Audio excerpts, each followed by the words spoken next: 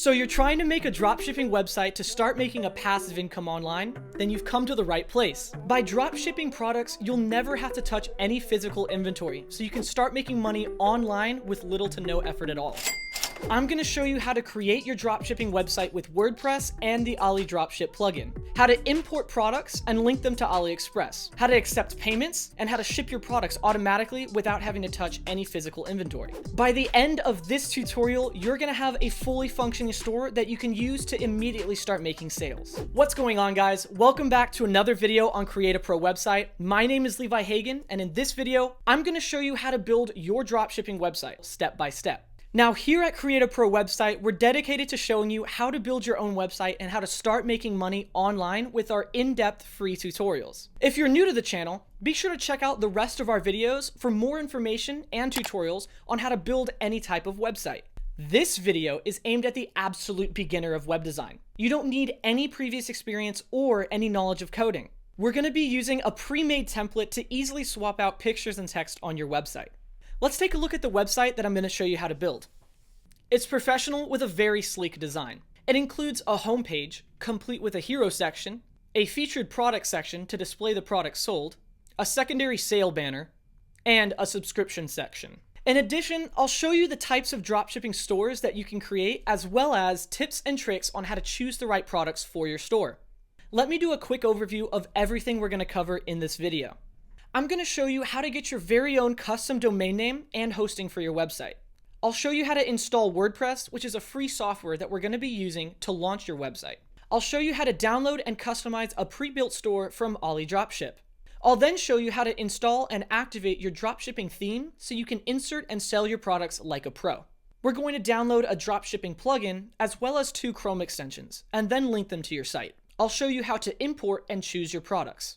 I'll even show you how to create your very own logo for free without having to download any software. After that, I'll show you how to set prices and sales, creating categories and tags, uploading product images, and much more. I'll show you how to edit your header menu. We'll go over shipping methods and how to make shipping changes. And then I'll show you how to set up your payment methods for credit cards and PayPal. Lastly, I'll show you how to manage orders to keep your customers up to date with things like confirmations and shipping times. During this tutorial, you can use the right and left arrow keys to go forward or backwards by 5 seconds. I also put timestamps of this video down in the description so you can skip ahead or go back to any of the steps at any time. All right, now that you have an understanding of what we're going to be covering, let's go ahead and get started. Step number 1 is to get a domain name and hosting. A domain name is just the address to your website. It's what people will enter into the search bar to find your site. So something like yourwebsite.com. And web hosting is just renting space on a server somewhere that's connected to the internet. This way, you can store all of your media and files on your website.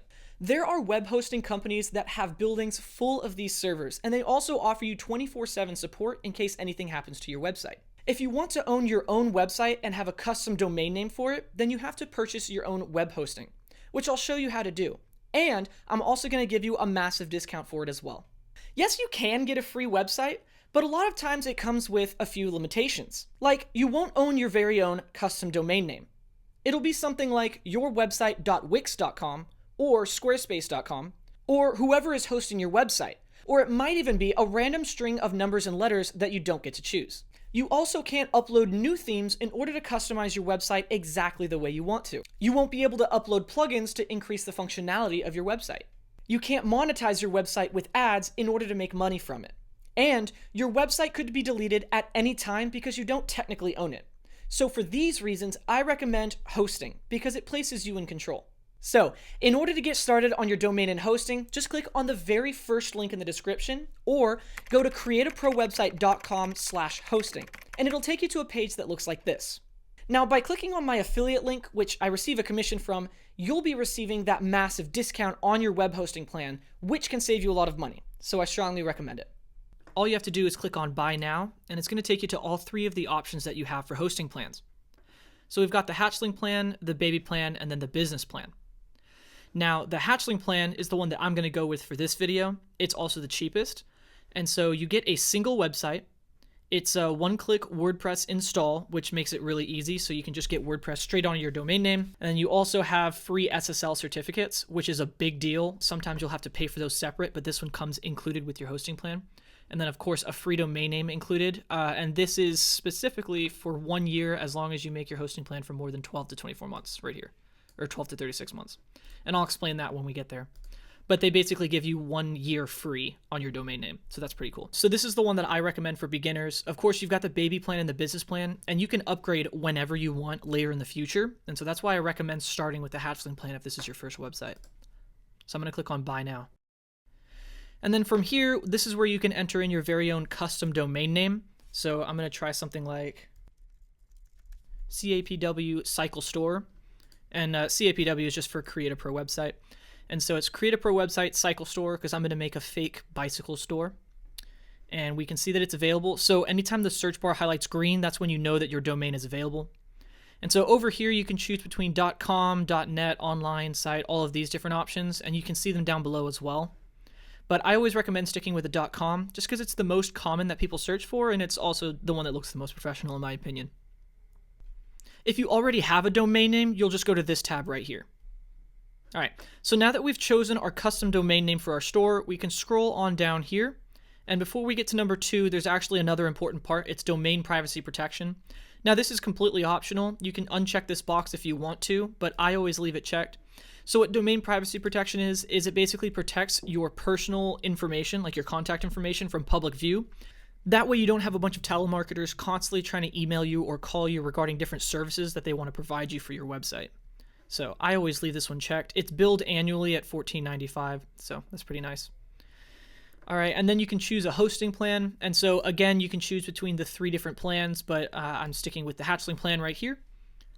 And then we have the billing cycle. And so if you remember earlier, I mentioned that with the hatchling plan, you get 1 year free on your domain registration, which is this up here. So as you can see, it says 1 year free right now.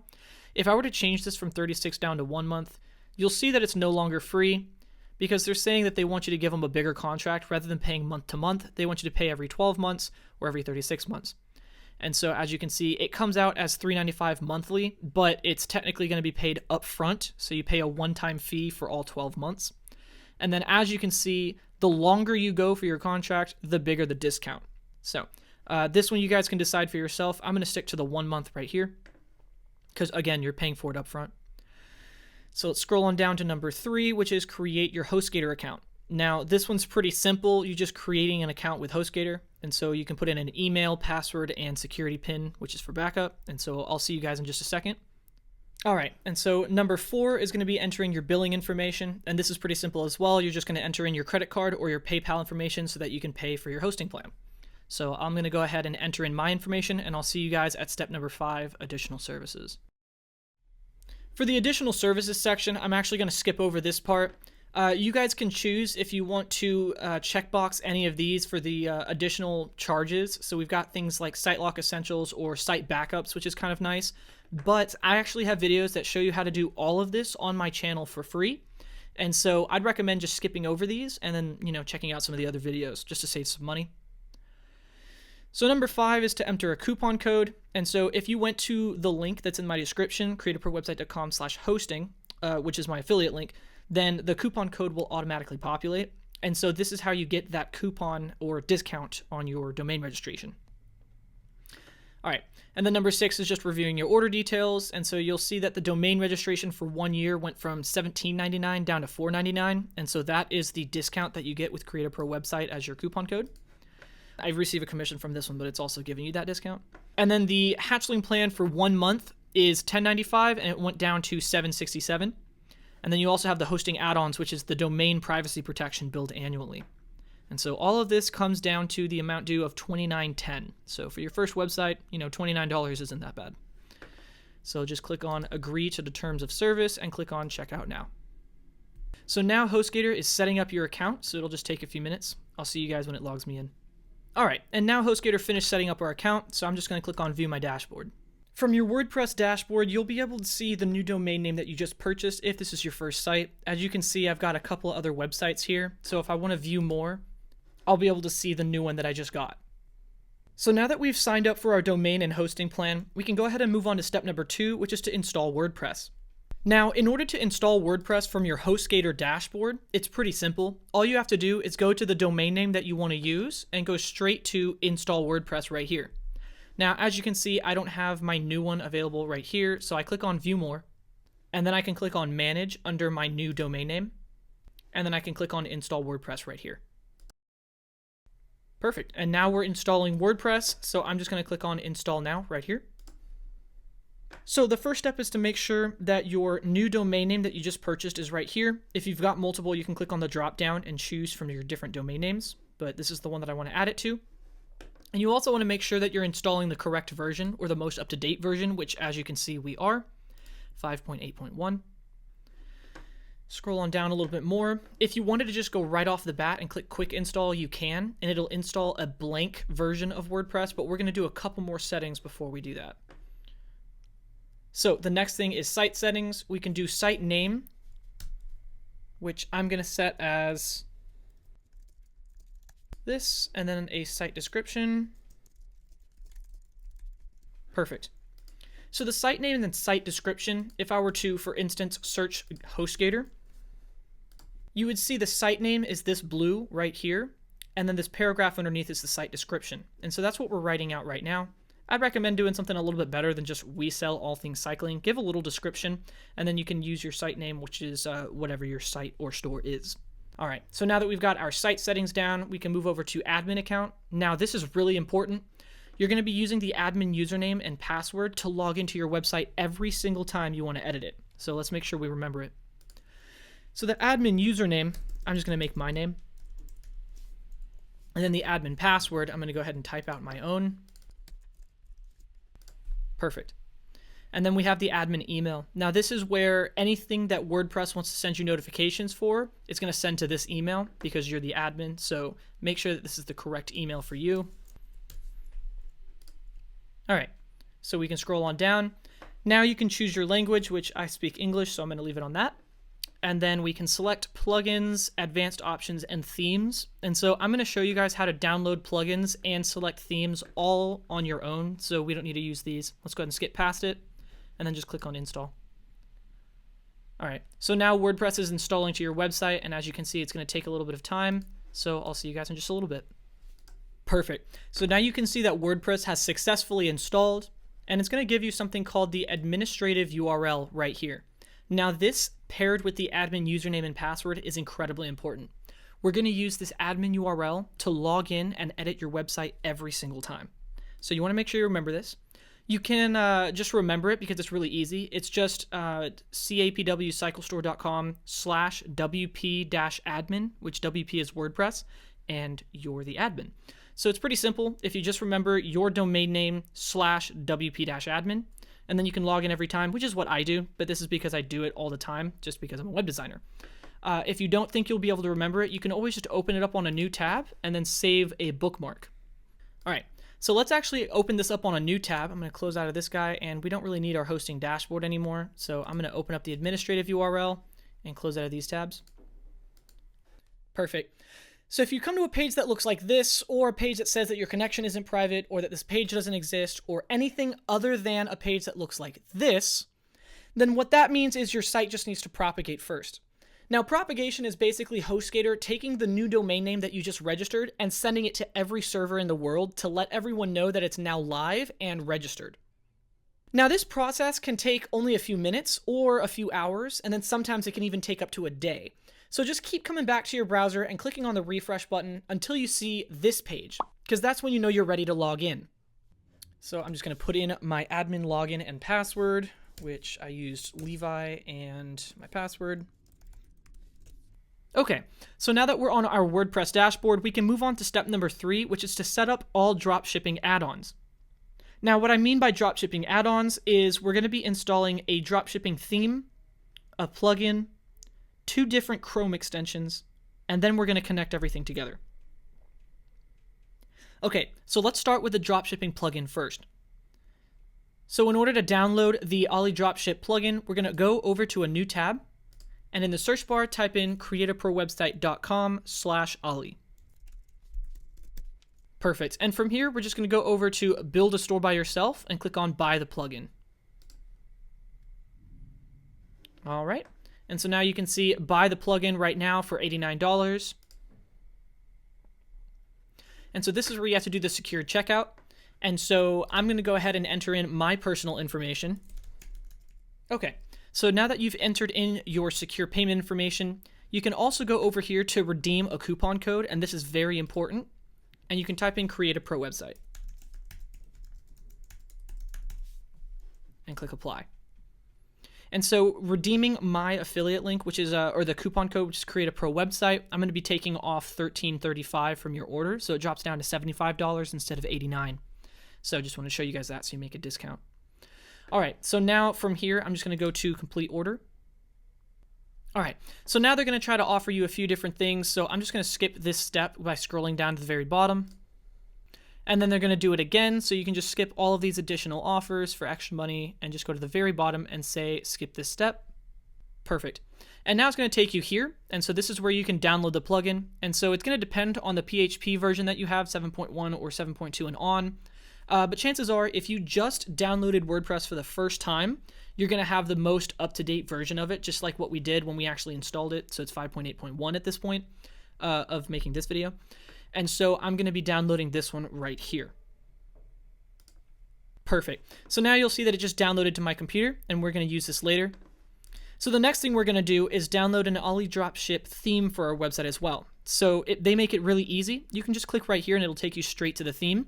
But I'm going to open this up on a new tab, and this is really important because we still need our license key later on in the video. So make sure you keep this tab open right here. So opening this guy up on a new tab by right-clicking on it and then clicking on Open on a new tab, it'll take you to the themes. And so AliDropship has tons and tons of themes that you can use. So it's basically pre-made websites. And you can see that some of them are for an additional price, so $67, but we're going to be looking for a free one called Dolly. And here it is. Perfect. And you also want to make sure that it has this AliDropship symbol right here as well. And so Dolly is a really good one that I've used in the past, so I'm going to click on View Details. So from here, you can click on View Demo if you want to, and you can actually look at what the website is going to look like. And so it's got this cool hero image slider that you can click on, and then you can scroll on down, and it shows you a bunch of products, a bunch of banners. And so I think this one is really good for being free.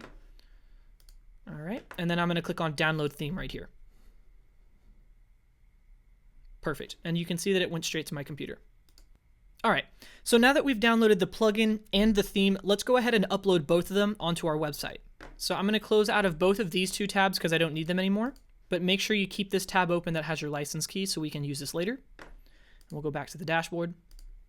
So let's go ahead and install the theme first. But before we do, I want to show you guys what your website looks like right now. So if you ever want to see what your website looks like, you just go up to the top left corner right here and you can click on your site name or on Visit Site. And so you can click on either one of these. I'm going to right click and say Open on a new tab just to show you guys.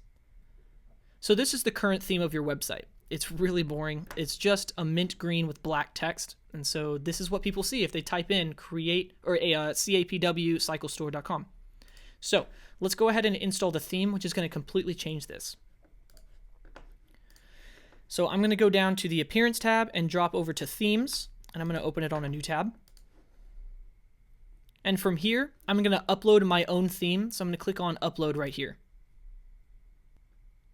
And then one more time, I'm going to click on Upload Theme, and it's going to open this guy up right here. And so now I can choose a file, and I can pull it from my download folder, which this is the theme right here for Dolly. So I'm going to click on it and say Open, and Install Now. Perfect. And now that we've installed it, I'm going to go ahead and click on Activate. All right. So what we just did was we installed Dolly as a new theme, just like all these other ones that we could choose from. And then we activated it as our current theme. So now it's no longer this 2021, which is just green and black. Now it looks like this. So we can go ahead and open up our store on a new tab if you want to look at it. And it's going to say, please activate the AliDropship plugin. So we've got to do that first before it shows us the entire website. So let's do that now. So back on our Themes tab, I'm just going to go over to the Plugins on this left-hand menu over here, and then click on Add New. And from here, you can go to the top again under Plugins and click on Upload Plugin. And then we're going to choose a file, and then upload the plugin that we just got. So I'll click on install now. Perfect. And just like with the theme, it's going to say, do you want to activate this plugin? And so we're going to say yes.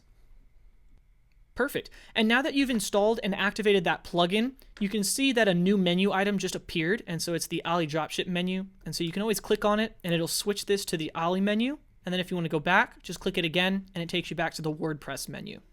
And so that's going to be really handy. And then now if we open up our site on a new tab, you'll be able to actually see the store. And here it is. So this is your live website right now. So we can scroll through and they've got a bunch of dummy content in here. And so as you can see, it's actually not as long as what it was on the demo. And that's because we have 0 products in our store right now, as well as 0 testimonials or anything else and blog posts. So we're going to be importing all of that and it'll get a lot longer. All right, so I just wanted to show you guys that it's completely installed now. So we'll close out of that tab. All right, so now that we have the theme and the plugin, the last thing that we have to do is copy over that license key that we have right here.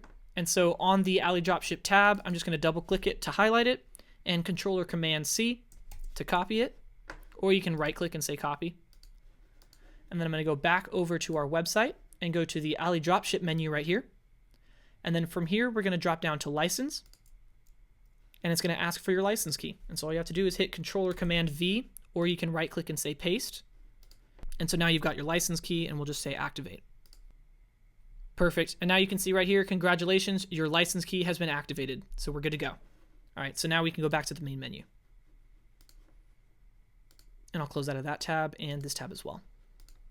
All right, so next up is Chrome extensions. We've already done the theme and the plugin, so now we're on to Chrome extensions, and then we're going to connect everything together. And so for the Chrome extensions, we have to download 2 of them. So I'm going to open up a new tab, and then in the search bar, I'm going to look for AliDropship Chrome extension. All right, and you can see it right here, chrome.google.com. And so this is the AliDropship Chrome extension. And so I'm just going to click on Add to Chrome and Add Extension. All right, and so now you can see that AliDropship has been added to your Chrome. So that's good to go. And now the next one we're going to do is I'm going to go back to Home and I'm going to search another one. And this time it's going to be the AliExpress image downloader. And then you can see right here, we've got, again, chrome.google.com. And so we're going to use the AliSave download AliExpress images. And right here, click on Add to Chrome and Add Extension. Perfect. And so they give you a video tutorial, but I'll show you guys how to use it later on. All right, so now we can close out of this tab as well. All right, so now that we've added both of our Chrome extensions, let's go ahead and connect them to our website. So we're going to go up here to the Chrome extensions little puzzle icon. And we're going to go down to the AliDropship plugin and click on it. And right here, it's going to ask you, what do you want to use, WordPress or Shopify? And so I'm going to be using WordPress, and it's going to just ask for your domain name. And so this is as simple as it gets. All you have to do is copy paste your domain name in here, and then everything's connected. So we'll just go back over to our dashboard. And then from here, we can click on our URL right here, and we want to take everything, including the HTTPS:/, go all the way over to the .com right there. And hit Control C or Command C. And we'll go over to the AliSave again, but this time we'll go to the AliDropship plugin and paste it right here. And then click on Add. Perfect. And now you'll see your domain name is right up top. And so let's just click on Login. And it's just going to ask you once through WordPress, do you want to authorize AliDropship as an extension to connect? And just say yes. And perfect. Now we're done. We've installed the theme, the plugin, 2 Chrome extensions, and we connected it. So we're good to go. So we can close out of this tab as well and go back to our WordPress dashboard.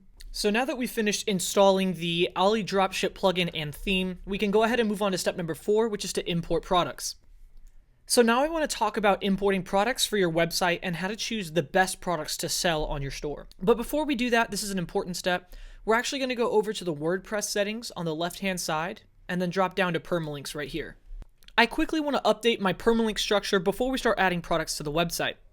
So I'm going to change it from day and name down to post name, just like this. So now it's just your domain name, so cyclestore.com/ and then whatever post we're on.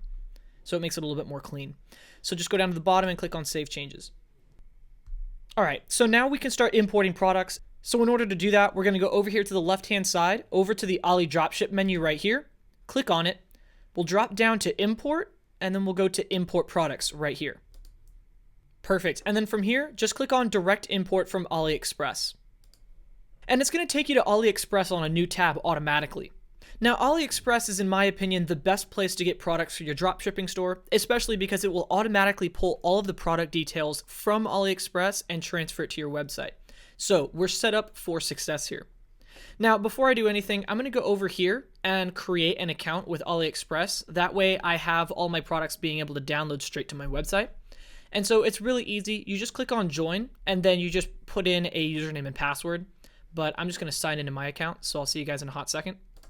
Perfect. So now that you've logged into your account, you'll see that we have a bunch of different categories over here on the left-hand side, or we can just search for different products right here. You can also click on this guy right here and choose between all of the different categories as well. Now, before we go ahead and go to the search bar to look for different types of products for our store, I wanted to talk to you guys about the 3 different types of stores that you can build. The first is a general dropshipping store. And a general dropshipping store is a type of online store selling products in a variety of different niches. In other words, a general store's selection can have all of the trending products in one place, ranging from toys to kitchen utensils to tools and then gadgets and so on. In my opinion, it's a bit unorganized and crazy. Yes, you are going to be selling all of the top products that are selling right now, but your store isn't going to have a specific look or brand, so I don't recommend it. The second type of store is a niche store, which is something that I'm going to be building today. And it could be anything that has a specific category like hiking and outdoors, or jewelry and watches, or sports, or really any of these categories that you can see over here on the left-hand side on AliExpress. It could be any one of these. You can first start by creating a brand within that category and then sell products related to that category. For instance, you could create a pet's accessory website and then sell a bunch of different leashes and pet toys. You still have a lot of different types of products, but at least they're niche specific, and so they're focused towards that category. Now, the third type of store is a single product store, which is a product focused store where you have the entire website built around one specific product. For example, you could build an entire store built for this massage gun right here, where you would sell different types or different brands of this massage gun, and then you would name the website something like massagegun.com. Now, that's not what we're going to be building today, but I just wanted to kind of go through those. So, the website that we're going to build today is a niche store, and obviously it's cycling because I named it cyclestore.com, and so that's what I'm going to be looking for here. But of course, you can go over here to the left-hand side and choose a different category. So for instance, I could go to outdoor and fun. So we've got the cycling and scooters, and so I could pick from any of those categories. Or I could go up here to the top and search for cycling. And then I could also choose from categories right here, but I'm going to go ahead and just search cycling. And then you can see that we have tons and tons of different products that we can directly import to our website. So the first product that I want on my website is some kind of a cycling helmet. And so I'm actually going to search for a cycling helmet. And so before I actually choose a product, let's go ahead and go over the best practices or the strategies to picking the perfect product for your website. So the first one would be to avoid big names, especially in clothing. For instance, if you were looking to sell hoodies on your website, you might not want to try selling an Adidas or a Nike hoodie, because why would they buy it from your website that they don't even know when they could just go straight to Nike or Adidas? Now, I'm not saying that your website isn't as important as Adidas or Nike. I'm just saying that most of the time people go with a trusted source, like going to those big names. So I would avoid them. The second thing is to pick something unique, because you want something that the customer would look at and think, wow, I've never seen that before. So for instance, this helmet right here with an LED light on the back, I think that's pretty cool. Or like this one has a built-in helmet on the front and then lights on the side. Or something like this with like a shield that comes with it, and it looks like it's sold with a face shield or something like that. That's pretty cool. Just something that isn't plain like this that you'd find at like a Walmart. So I'm probably looking at one of these two products right here, and we can kind of scroll through. Now, another thing that we could do is pay attention to the actual price of the product. And so you can see that this one sold for $29, this one's $35, and then this one down here is $24, and it all looks like the same helmet. So I'm probably going to stick to this helmet right here. Another thing that you can pay attention to is the amount of products that they have actually sold. And so this helmet right here, you can see has sold 2,327 times. So that's pretty cool. And they've got a really high star rating as well. If I look at these two products over here, this one only sold 232, and this one only sold 13. And so I'm probably going to go with this one because it's a trusted seller. And you can also see right here, it's a top selling product in AliExpress. And for good reason. It looks like they sold that many. They've got a high star rating, and they're actually the cheapest out of all of these. So that's not too bad. So now I'm going to click on this one right here. The next thing that you want to pay attention to is, does the product actually have some really cool looking product images? Because this is what people are going to be looking at and determining whether they actually want it or not. And so I think this one has some pretty good images here. I like this one. You can also find out if it has any videos, which I kind of like when they have a video, so you can click on it and actually, watch like a live preview of the actual product. So that's nice. You also want to go ahead and scroll down and check some of the reviews just to make sure that, a lot of people are saying good things about the product. And so you can see that 87% of people are giving this product 5 stars and then 4 stars. There's barely any 3 stars or 1 stars. And so most of the time it looks like people are really liking this helmet. Now, another thing that's really cool that AliExpress offers is you can go over to this left-hand bar right here and click on this search button. And it's going to show you if you can find this product for cheaper being sold by other sellers. And so it's the exact same helmet, but just being sold by different people. So you click on Ready, go to Products. And so I'm going to open this up on a new tab. And you'll see that I've got the same, it looks like Pro Mend helmet being sold here for $36. This one's $24, $19. And so you can kind of compare prices as well as star ratings and how many products have been sold. Now, I think I actually have the best product out of the bunch because mine is this one right here, which is the $24. And so everything else looks like if it is cheaper, it hasn't even been sold yet. And so I don't have star ratings or the amount sold. And so I'm actually going to go with this top rated seller right here. So I'm just going to close out of this guy. Now, the last thing you want to check is if they actually ship to your country and also what the shipping times are going to be. So it looks like this product comes with free shipping and it ships to the United States. So that's good because that's where I am. And then we also have an estimated delivery is the November 17th, it looks like. Now, today is October 20th, and so that's actually kind of far away. So this would be where I could go to the Ready products and open it up on a new tab. And I could see if somebody else is selling this same product, but has faster shipping, which it doesn't really look like it. I mean, most of these are kind of untrusted in my opinion, so I'm going to go with mine. But you could always look for something that ships a little bit faster.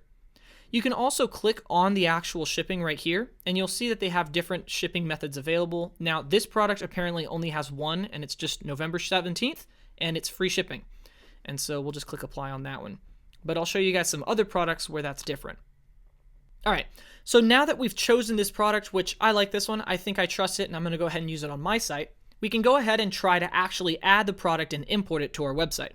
So the way you do it is really easy. You've got 2 different methods. The first is automatically directly importing it straight to your website.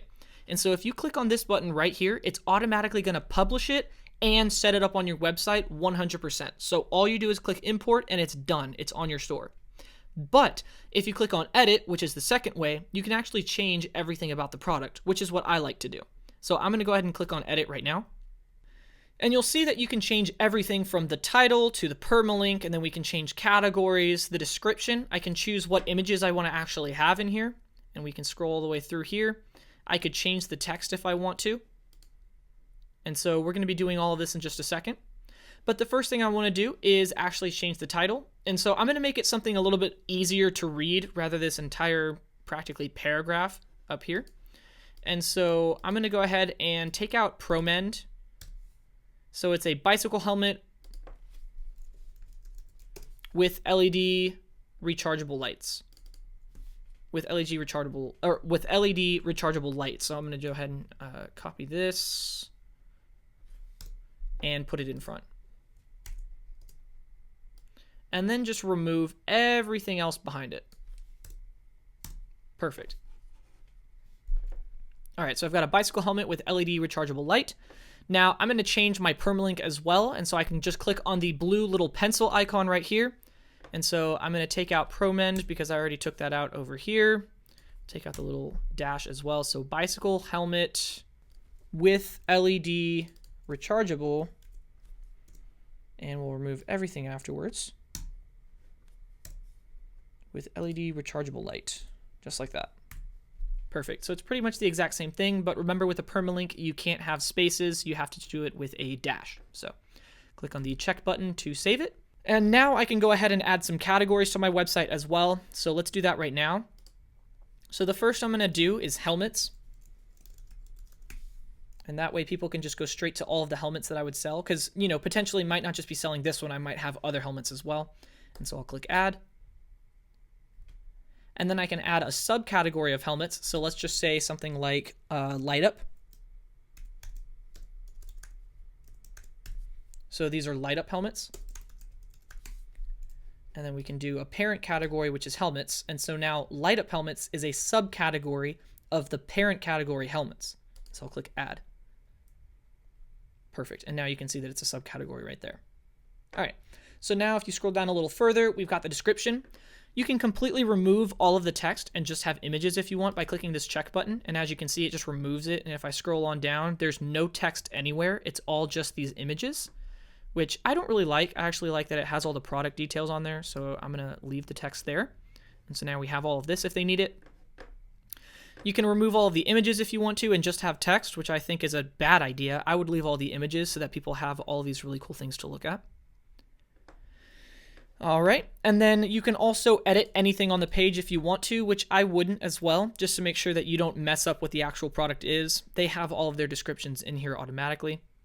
But the last thing you could do is actually scroll through the description and choose which images you want to keep and which ones you want to discard, because there's so many different images. As you can see, if I grab my bar here and keep scrolling, I've got a ton of different images.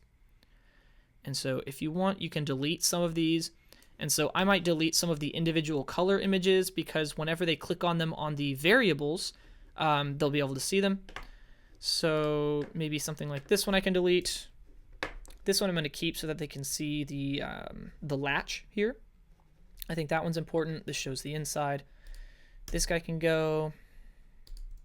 That one can go. This one is interesting because it shows that the visor can be connected, so I'm going to leave that one. And then, so this is black and red, it looks like it's saying. Yeah, so I'll just remove. Yeah, I'll remove that one here. And I think I don't like this one either, just because it's variations of that. I'm going to be pretty inconsistent on which ones I keep and which ones I get rid of, but I'm just showing you guys that you can kind of pick and choose which images you want to keep and which ones you want to get rid of. And so I like that one because it's actually on his head, but I'm going to remove this guy because I already have that. This is important because it tells them that you actually have to rotate it to adjust, so I might delete this one down here instead. And then go up a little bit more. And then these are all kind of informative, where they actually kind of talk you through like how to use it and the different kind of materials used. So I like all of these as well. And then it looks like you've got different modes for the light on the back. That's kind of cool. All right.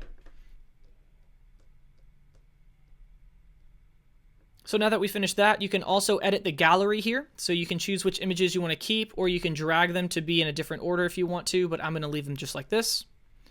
And it looks like that's everything because we're not going to change any of these items down below.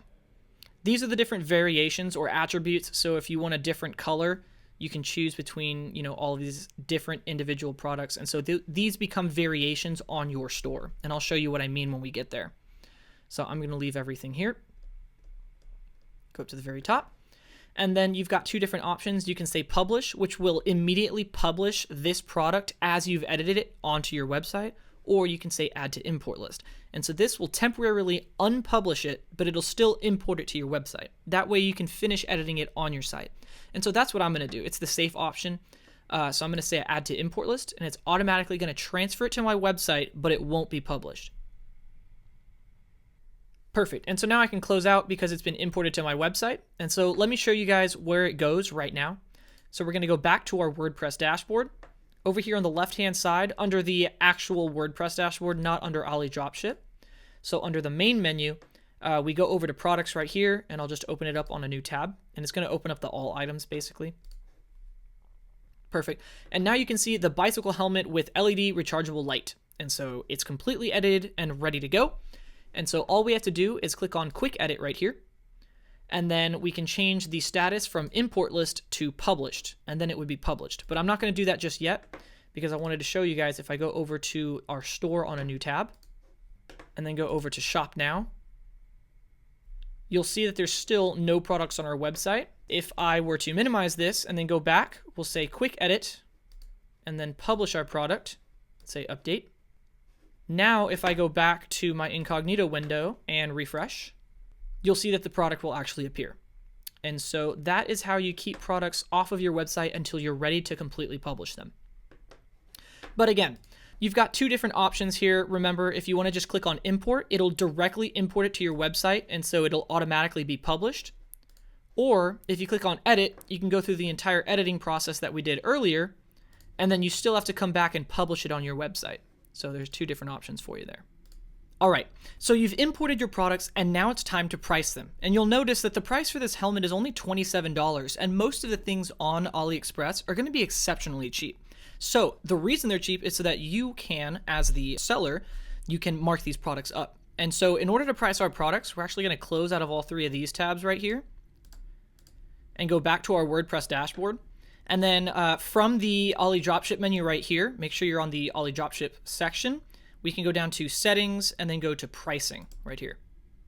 All right, now that we're in the pricing settings, you'll see that we've got add new formula, so we can add our own custom pricing formula, or we can just add the recommended formulas. And so AliDropship's plugin makes this incredibly easy. Just click on add recommended and boom, you're done. Most of your pricing is complete. I actually use these formulas that are recommended by AliDropship half the time, so it's actually really good. Of course, you can go in and enter in your own manual pricing later, product by product, or you can actually just add your own current formula by clicking here. And then I could say, I could add a minimum cost or a maximum cost plus this sign value. And so you're basically creating your own formula up here. And I'll let you guys play with that at another time. But I'm actually not going to add one, so I'm just going to click on delete to remove it from my list. So now I'm back to the regular 7. Perfect. So now that we're done, we can click on Save Changes. And then we can go ahead and update the price. All right, and if you remember, our helmet cost about $27, and so it looks like this one is going to be the rule that's applying to it, because it's more than $5 and less than $30, so it's going to take the cost times 2. So if I go to my store, you'll see that my helmet has automatically been marked up. Scroll on down a little bit, and there it is. Now instead of $27, it is $54.34. So I guess there was some cents on there as well. So I also don't think it looks that good when you have cents here, so you want to make sure that you round your prices up just so everything looks clean and neat. And so the way that you do that is you go back to your pricing, and then you have the option for price rounding right here. So you just enable it, and it's just going to round prices up or down to the nearest integer. So we'll say Save Changes and update our prices. Perfect. And so if we go back to our store and refresh the page, it should round down to $54. Perfect. So now that our pricing structure has been set up, we're good to go. Now I'm going to go ahead and off camera install a couple more products. And again, I'm going to follow the same process of going to the AliDropship menu, go over to import products right here, and then direct import from AliExpress. And so I'll probably search something just like cycling. And I'm just going to add some products based on the criteria that I was talking to you guys earlier. So something that's unique, something that's priced right, lots of products sold, good reviews, that sort of thing. Good product images as well, something like this, really cool looking. And so I'll add just a couple, and I'll see you guys in just a second. Welcome back, everybody. So I went ahead and added just a couple more products just so that there's a few more on my store. And all I did was I went to AliDropship and I imported them directly from the website. And so I can click right here on View on AliExpress. And so I'm just going to open it up on a new tab because I wanted to show you guys the pricing automatically updates as you import products when you have it set to the Add Recommended pricing. And so you can see that right here it's $17 to $28. And so that's how much it costs right here. And then if I go back to this tab, you'll see that it says how much it costs on AliExpress right here. And then this is how much it's running for on my website. So $35 all the way up to $56. And so it's automatically marked up based on the pricing. And I didn't touch the pricing at all. All I did was I just imported products the same way we did with the first helmet right here. And so it automatically does all the pricing. As you can see, this one is $27 on AliExpress and it goes for $54 on my website. And then this one was $35 and now it goes up to $62 on my website and so on.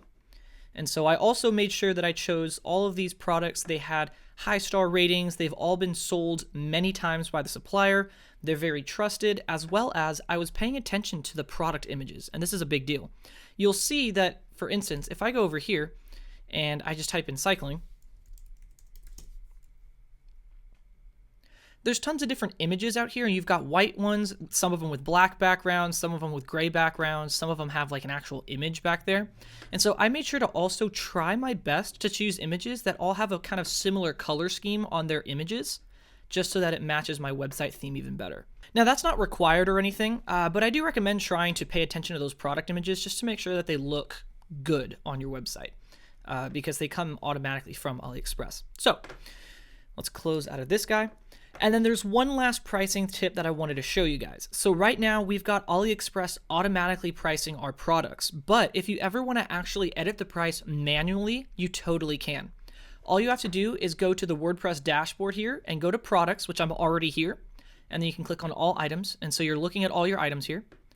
And so let's just say I wanted to change this tail light right here. Instead of $54, I want it to be just a little bit cheaper or more expensive. But of course, this is just an example. So let's just say I want it to be $50 flat. So I can actually click on edit right here and individually edit this product. And so all you have to do is scroll all the way to the bottom past all the images down here. Perfect. And so under the general tab, you can see the pricing is right here. And so it says that it's $54 and I can change the variation price if I want to. So I click go here. And now you'll see that we have the two different variations. And so it looks like one ships from China and the other one ships from the Russian Federation. And so this is where we actually get to edit the price for the individual product. And we actually individually have to edit both of these as well. So to edit it, you just go right over here to the hamburger icon, which you can see it says edit. And then now I can choose the price. And so instead of selling this for $50, let's just say I'm going to sell it for $40. And then the sale price, let's just say it's $35. So $35 for this one. All right. And then I'll click on Save Changes. And we'll close this up. And let's do the same thing for the Russian Federation. So we'll go over here and click on Edit. And we'll change this one to 40. And we'll say we're selling it for 35. And then we click on Save Changes. And now you can see we have manually changed the product price for this one, for the little cube light or whatever it is. So just like that. We'll click on Save Changes one more time just to be safe. And then we just update the product. Perfect. And so now if we go back to our cycle store and we refresh the page, you'll see that the cube light bicycle tail light is now selling for $35. Perfect. All right, guys. So now that the pricing is out of the way, the last step for importing products would be also importing the reviews, because we want people to be able to see that we're a trusted website and that lots of people have paid for this product before. And so we can actually import the reviews straight from AliExpress, so we don't have to do any of the work. So I'm going to close out of this tab right here and this one as well. And then we're going to leave these two tabs open. And so this one actually is perfect because we're back on the products tab right here. And if you're not still on the products tab, remember, just go to your WordPress dashboard menu, not the AliDropship one, and then drop down to products and then all items. And so that's where I am right now. And so we're going to do reviews for this helmet right here because that's the first product that we did together. And so I want to work on that one with you guys. So we'll click on edit. All right. And then the reviews are going to be at the very bottom, just like the pricing. So we'll go all the way down. And then if you guys remember earlier, we did general for pricing right here. This time we're going to go down to reviews. And importing reviews from AliExpress is incredibly easy. All you have to do is click on import now. And right now it's going to take all of these settings, but we can change them right now. So these are basically filters for how many and which reviews you want to import. So first one is I can choose between only 5 stars, or if I want the 4 stars and higher reviews, or 3 stars, 2 stars, 1 star and higher. I personally would recommend being as transparent as possible. And so I always say you should do like the 1 star and higher, but some people try to only do 5 stars or 4 stars. That's completely up to you. For this example, I'm just going to do 4 stars or higher, just to kind of, change around the settings a little bit. The next one is you can select which country you want to use. And so right now it's all of them, but you can deselect, and then you could select, which individual countries you want to use, or which countries that review comes from. Of course, I'm in the United States, so I'd probably select the United States reviews, but of course you can choose. I'm just going to leave it on select all. And then you can translate them to a specific language if you want to. And then right here, we can remove images in the reviews. And so basically it'll still import reviews, even the ones that have customer images, but it'll just remove them. And so you can do that one. You can import reviews with images only. And so that means that we're only going to take the reviews that have images. But I mean, I would leave both of these off just so you get everything. I think that's probably the best way to do it. And then the last one that I wanted to go over is this one right here. You can say that you only want a max of 20 reviews imported, or you can do 40, 60, 100. Just for the sake of time, I'm only going to do 20. And then at the very bottom, you can actually skip certain reviews with keywords that you can actually type out right here. So for instance, if you didn't want any bad reviews on your website, you could type out the word bad, and then it'll skip through any of the reviews that have the word bad typed out in there. It'll just skip that review and move on to the next one. And so I could do bad, and then I could do, you know, something else like poor quality. And then now it's going to skip over any reviews that have the words poor quality or bad in there. And so I don't necessarily recommend doing this because I think you should be transparent, but you know, you can do it if you want to. All right, so now that we've got our settings here, we can click on import now, and it'll automatically take them from AliExpress onto our website. All right, so now you can see that 20 reviews were imported, and then I'm also just going to click on update just so that it makes sure that it completely saves this to the product. All right, so now we can go over here and open our store on a new tab, and I'll show you guys that the reviews are at the bottom. So we scroll on down right here, and we go to our helmet, and boom, you can see that the reviews are here, and we've got all of them. And remember, I did these from all countries, so there's also some in Spanish, and there's some in different languages. And I also did 4 stars and up, so that's why it looks like it's all 5 stars on here.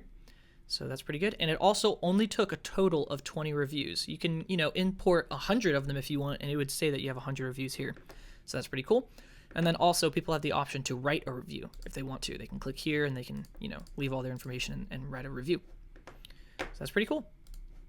And the last thing that I wanted to remind you guys is anytime you want to import reviews for a product, you have to do that individually, one by one for each product. So we just did that for the helmets. So you would have to do the same thing if you want reviews on each one of your products. So you'd have to go into polarized sports glasses next, and you'd click edit, go all the way to the bottom, and then click on reviews, and then you can set all those settings again and just say import now.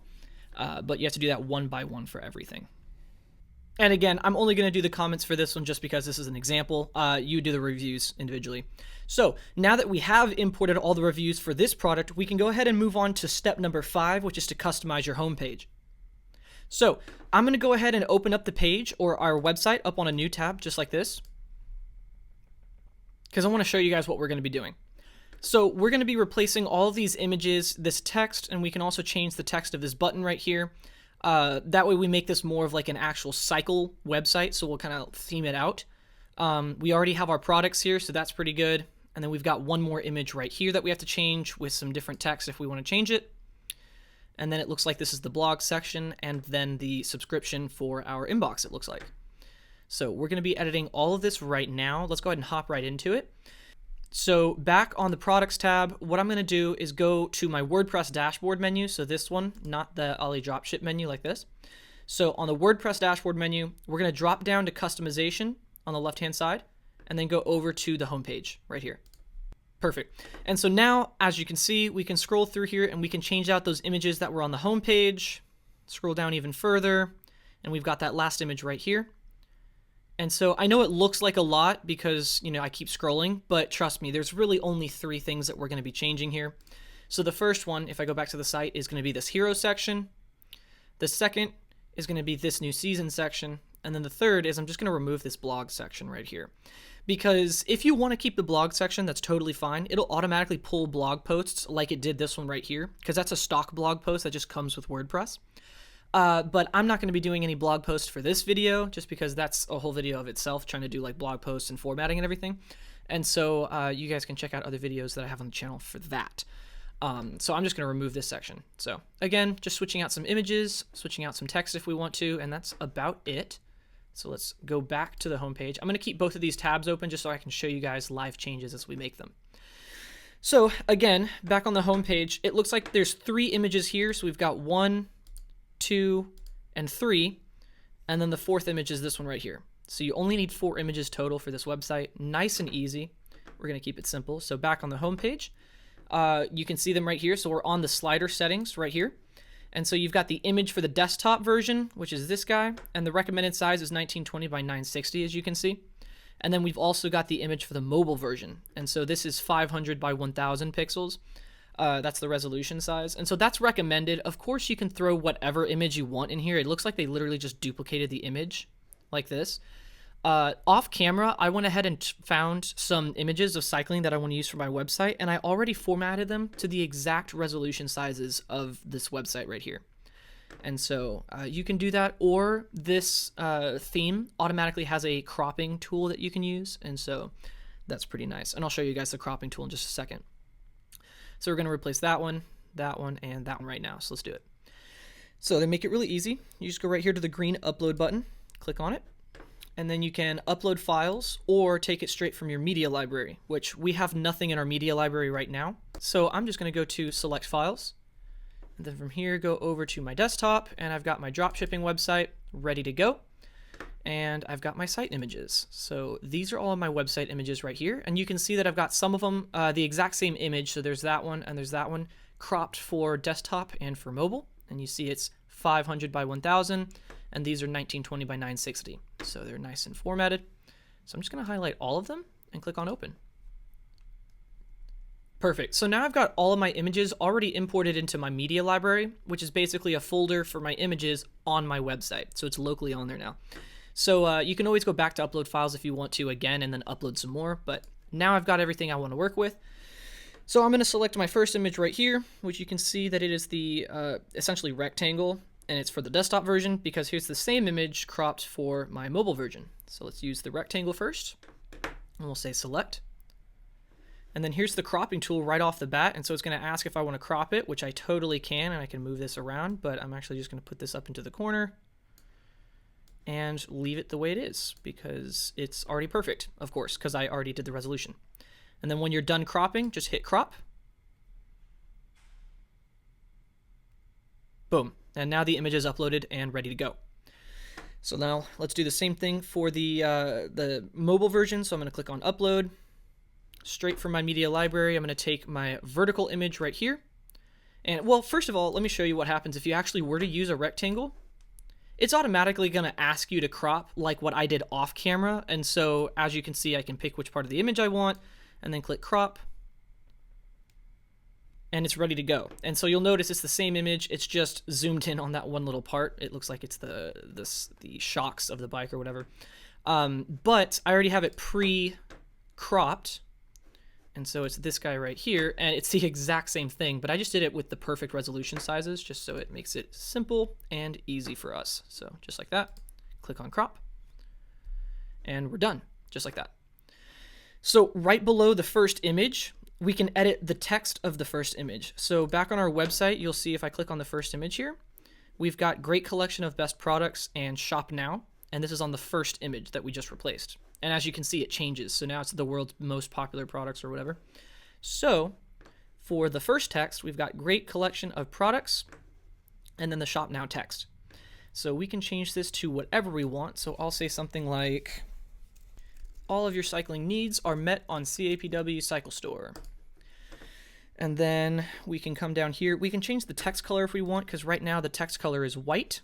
Which I'm actually going to leave, but you know, you can always just click right here and choose your own color if you want to. I'm just going to leave it on the white text. And then we can also change our link color, and so we can say shop now, or if you want, you can say view our inventory. And let's go ahead and save this first, just so I can show you guys how it works. So I'm going to scroll all the way down here and just say save settings.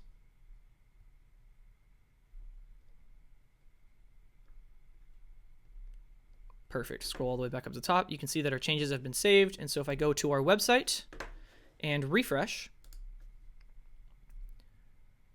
boom. Now we've got this really cool dark image in the background, text right up front. It's going to change. Let me click on it again. And we've got view our inventory, as well as all of your cycling needs are met at CAPW Cycle Store. Looks good. So back to the home page here, or the home settings. So we finished this one. Let's move on to the next one. So this is the second image. And so we'll just say upload here. And I've got my second image ready to go. So here's the rectangle version or the desktop version. And say crop. And then I can click on upload right here. And do the vertical version. So here's this one. And click crop again. And then this is the part where it says right now the world's most popular and secure payment methods, but I could change it to something like this. Check out all of our waterproof products. And then we could say something like shop categories now, just like this, if you want. I'm just doing this as an example. You might want to make your button text a little bit shorter, but I'm just, putting some different stuff up here so you'll see what changes when we go back to our website. All right, so now that one's done. I think that's a really cool image, by the way, but we'll scroll on down here. And again, you can change the text color if you want. And then we've got this last image right here, so I'll click on upload. And now I'm going to use this guy right here. And so I've got my desktop version, select, crop. And while that's cropping, I'll say upload the second one. And I've got my vertical orientation, so select it and crop. Perfect. And then this looks like an off-roading kind of scene. We've got like a mountain bike here, so I can say something like mountain biking made easy with our top selling products. And then you could say something like shop mountain bikes. Not that I'm selling mountain bikes on my website. Of course, you could say something else like shop mountain gear. Let's just do that. Yeah, shop mountain gear. Perfect. So now that we've done all three and all three of the images, and right below it's always the text color, and the link color, you'll see now we actually have a little bit of the slide settings right here. So we can have the slides auto-rotate, or if I turn this off, you have to click on those little icons. So these three right here to be able to rotate. So right now you can see that it's actually counting just like that, and it's auto-rotating. And so I actually like the auto-rotate, but you could turn it off if you want to. And so you can say change the slides every 5 seconds. And so this is time in seconds, as you can see right here. And so if you want, you could make this 10 seconds and make it way too long, in my opinion, but you totally could. Or you could make this 2 seconds, but I'm going to leave it at 5 seconds because I think it's fine.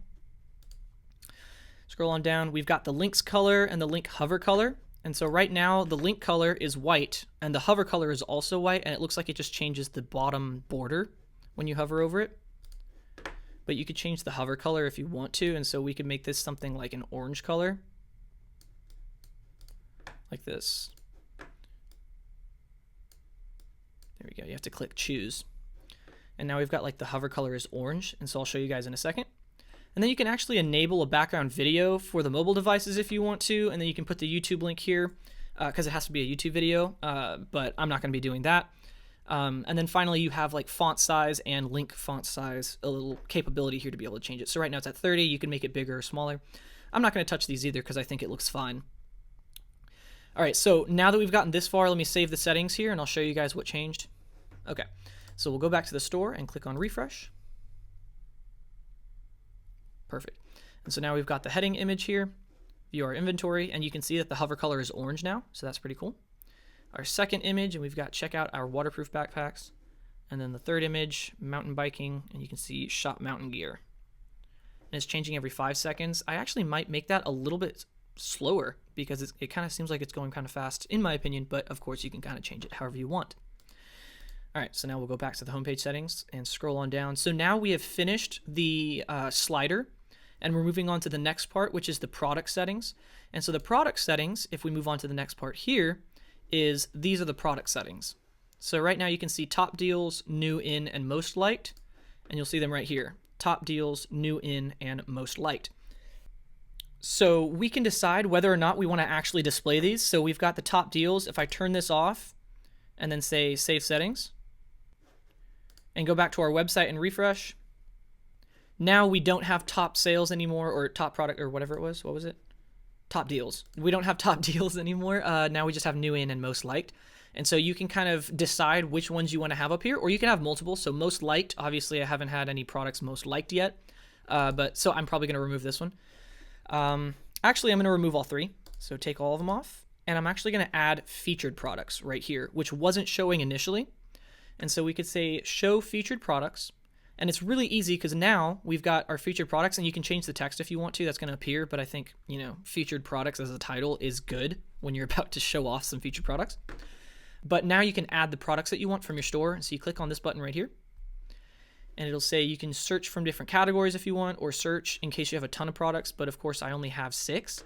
And so you can choose which ones you want to be as featured products. So I can click on the check boxes here, or I can just say select all, which is what I'm going to do.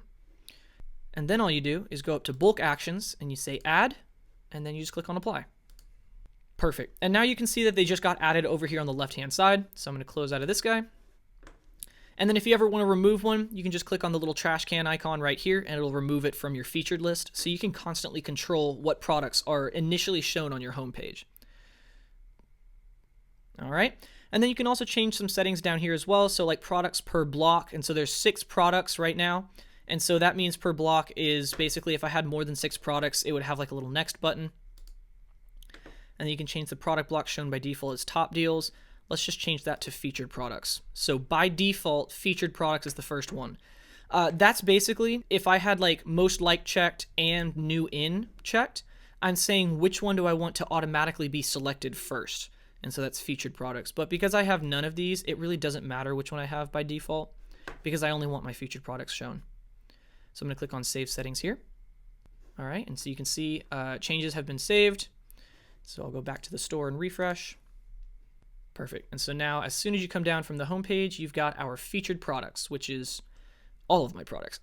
But this would just be like your featured top selling products that seem to be really popular. All right, so back to home. Now we're going to change this image right here. And so that's right below our featured products, as you can see. And so we scroll up, we were just right here, and so it's nice and easy. We can change this image, and so we're going to click on upload. Now you can't always just remove it, and now there's no image there. I wanted to make sure that I told you that the remove button does work, but I always just click upload just to swap the image out. And so now I'm going to use this image right here of a bike store, and we'll say select. And then I will upload a second image, which is this one, which has been cropped for mobile. All right, and then we can have the heading text, which is new season. And so you can see right here that it says new season, and then it's got some text down below. And so buy with confidence using the world's most popular secure payment methods, yada, yada, yada. I could say something about we have all the best bikes in stock or whatever, but I'm just too lazy to change this text. So we're just going to leave this one like this. And then we've got the link text is read more. And so it's right here. And again, you can change it. You've got the text color, the linked color, and the link hover color. So text color is for the heading and the text right here. Link color is for the button. And so the link hover color, I'm going to change to be orange, just like that other one. So let's just say choose and save settings. Perfect. Now you can see the settings have been changed. So we'll go to the store and refresh. Boom. And so now we've got new season, this cool image in the background, and when I hover, it's orange, just like the hero section up here. I think it looks great.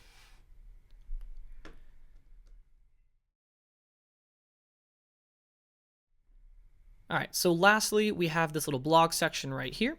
And so let's go back to the home settings, scroll on down. Looks like we've got some more featured product settings right here. So it says, do we want to show featured products and then auto rotate the products? I already fixed that up top over here with the featured products. And so there's no need to use this one here.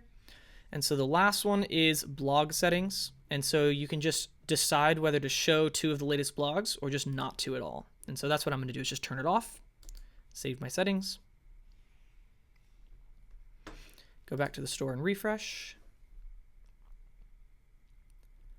Perfect. And now as soon as you scroll down from new season, you can see that the subscription box has just moved up and taken the place of the blog. And again, I'm not saying you shouldn't put a blog on your dropshipping store. If you want to have a blog as well as a dropshipping store and talk about the products that you have, you totally can do that. I'm just, for this example, keeping it off because I don't have any posts to show on the website. All right, and now we're done. So that is how you edit your homepage. So I'm going to close out of this guy. And one more time, just click Save Settings, just in case I didn't. And we're good to go. So now I can close out of this tab and go back to the dashboard. So now that we've finished customizing our homepage, we can go ahead and move on to step number 6, which is to edit your header. Now, this is the portion of the website we're going to be editing next, which is your header up top. And so I'm going to show you guys how to create your very own custom logo, as well as how to insert it into your website. I'm going to show you guys how to mess around with the menu options up here for your website as well. And then finally, I'm going to show you guys how to create a site icon, which is this little guy right up here. And so you can see on your website right now, it's got this little shopping cart. And then when you're on your dashboard, it's got this little HostGator mascot, let's just call it. And so I'm going to show you guys how to create your own so that it's all the way across all of the tabs when someone's on your site. So in order to do that, we have to create our own logo and icon. And so I'm going to go up to a new tab and type in Logo Maker. Perfect. And then just make sure you don't put the E in there. So it's Logo Maker without the E.com. And so Logo Maker without the E is the free software that we're going to use to create your own logo and icon. And so it's going to first put out this little video tutorial, but I'm going to show you guys how to use it right now. So just close out of that and click out of that guy as well. So right over here on the left-hand side, we've got our basic text function right here. We've got our basic shapes that we can add and also the paint bucket. And then over here on the right-hand side, we've got our color wheel. And then inside of it, we've got our saturation and opacity right here. And then up here in the top left corner is where we can search from over 1 million different graphics that we can use to create our own logo. You can also click on some of these categories up top. And so you've got like shapes here, or I could go to silly if I want to. And then you can also search your very own. And that's what I'm going to do. And so I'm going to search bike because we're creating an online cycle store. And so I want to use a bicycle in my logo. And it looks like they've got a whole bunch of different options here. Personally, I like this one right here, so I'm going to click on it. And so I've got my logo right here. Well, it's incomplete for now, but we're going to be customizing it from here. So the next thing I want to do is add some text. So I'm going to go over to the left-hand side and click on text. And I can click and drag it just like this. So I'm going to type out CAPW, which is the first part of our website name, and place it right here. And you can use this arrow to shrink the box. That way I can kind of center it up just like this. And then the next thing I want to do is add some more text, a second box, and this time it's going to say Cycle Store. Just like that. Perfect. So I've got my 3 elements here, my bicycle and my text. And so next I want to edit this one first. And so what I'm going to do is change the font. And so you've got the font category and then the actual font right here. And so right now I'm on simple and modern, but I'm going to choose something that's pixel and monospace like this. And I actually like audio wide, so that's the one that I'm going to use because it does like this futuristic looking font right here. And then next, while I have it highlighted, because I can click on it like this, so while I have this part highlighted, I'm going to add a bit of an orange color to it, so something like this. And then move it into my image, so let's place it right next to the bicycle. And then next I want to edit this guy as well, so I'm going to click on U, and I'm going to change it to black color. And I actually like the font that I'm using right here, so I'm just going to leave it, which it looks like it's simple and modern category, and it's the railway. And so I'm just going to shrink up my text like this. And then I'm going to click on my Style tab and increase the letter spacing. Just like that. So I can actually make it a little bit bigger like this.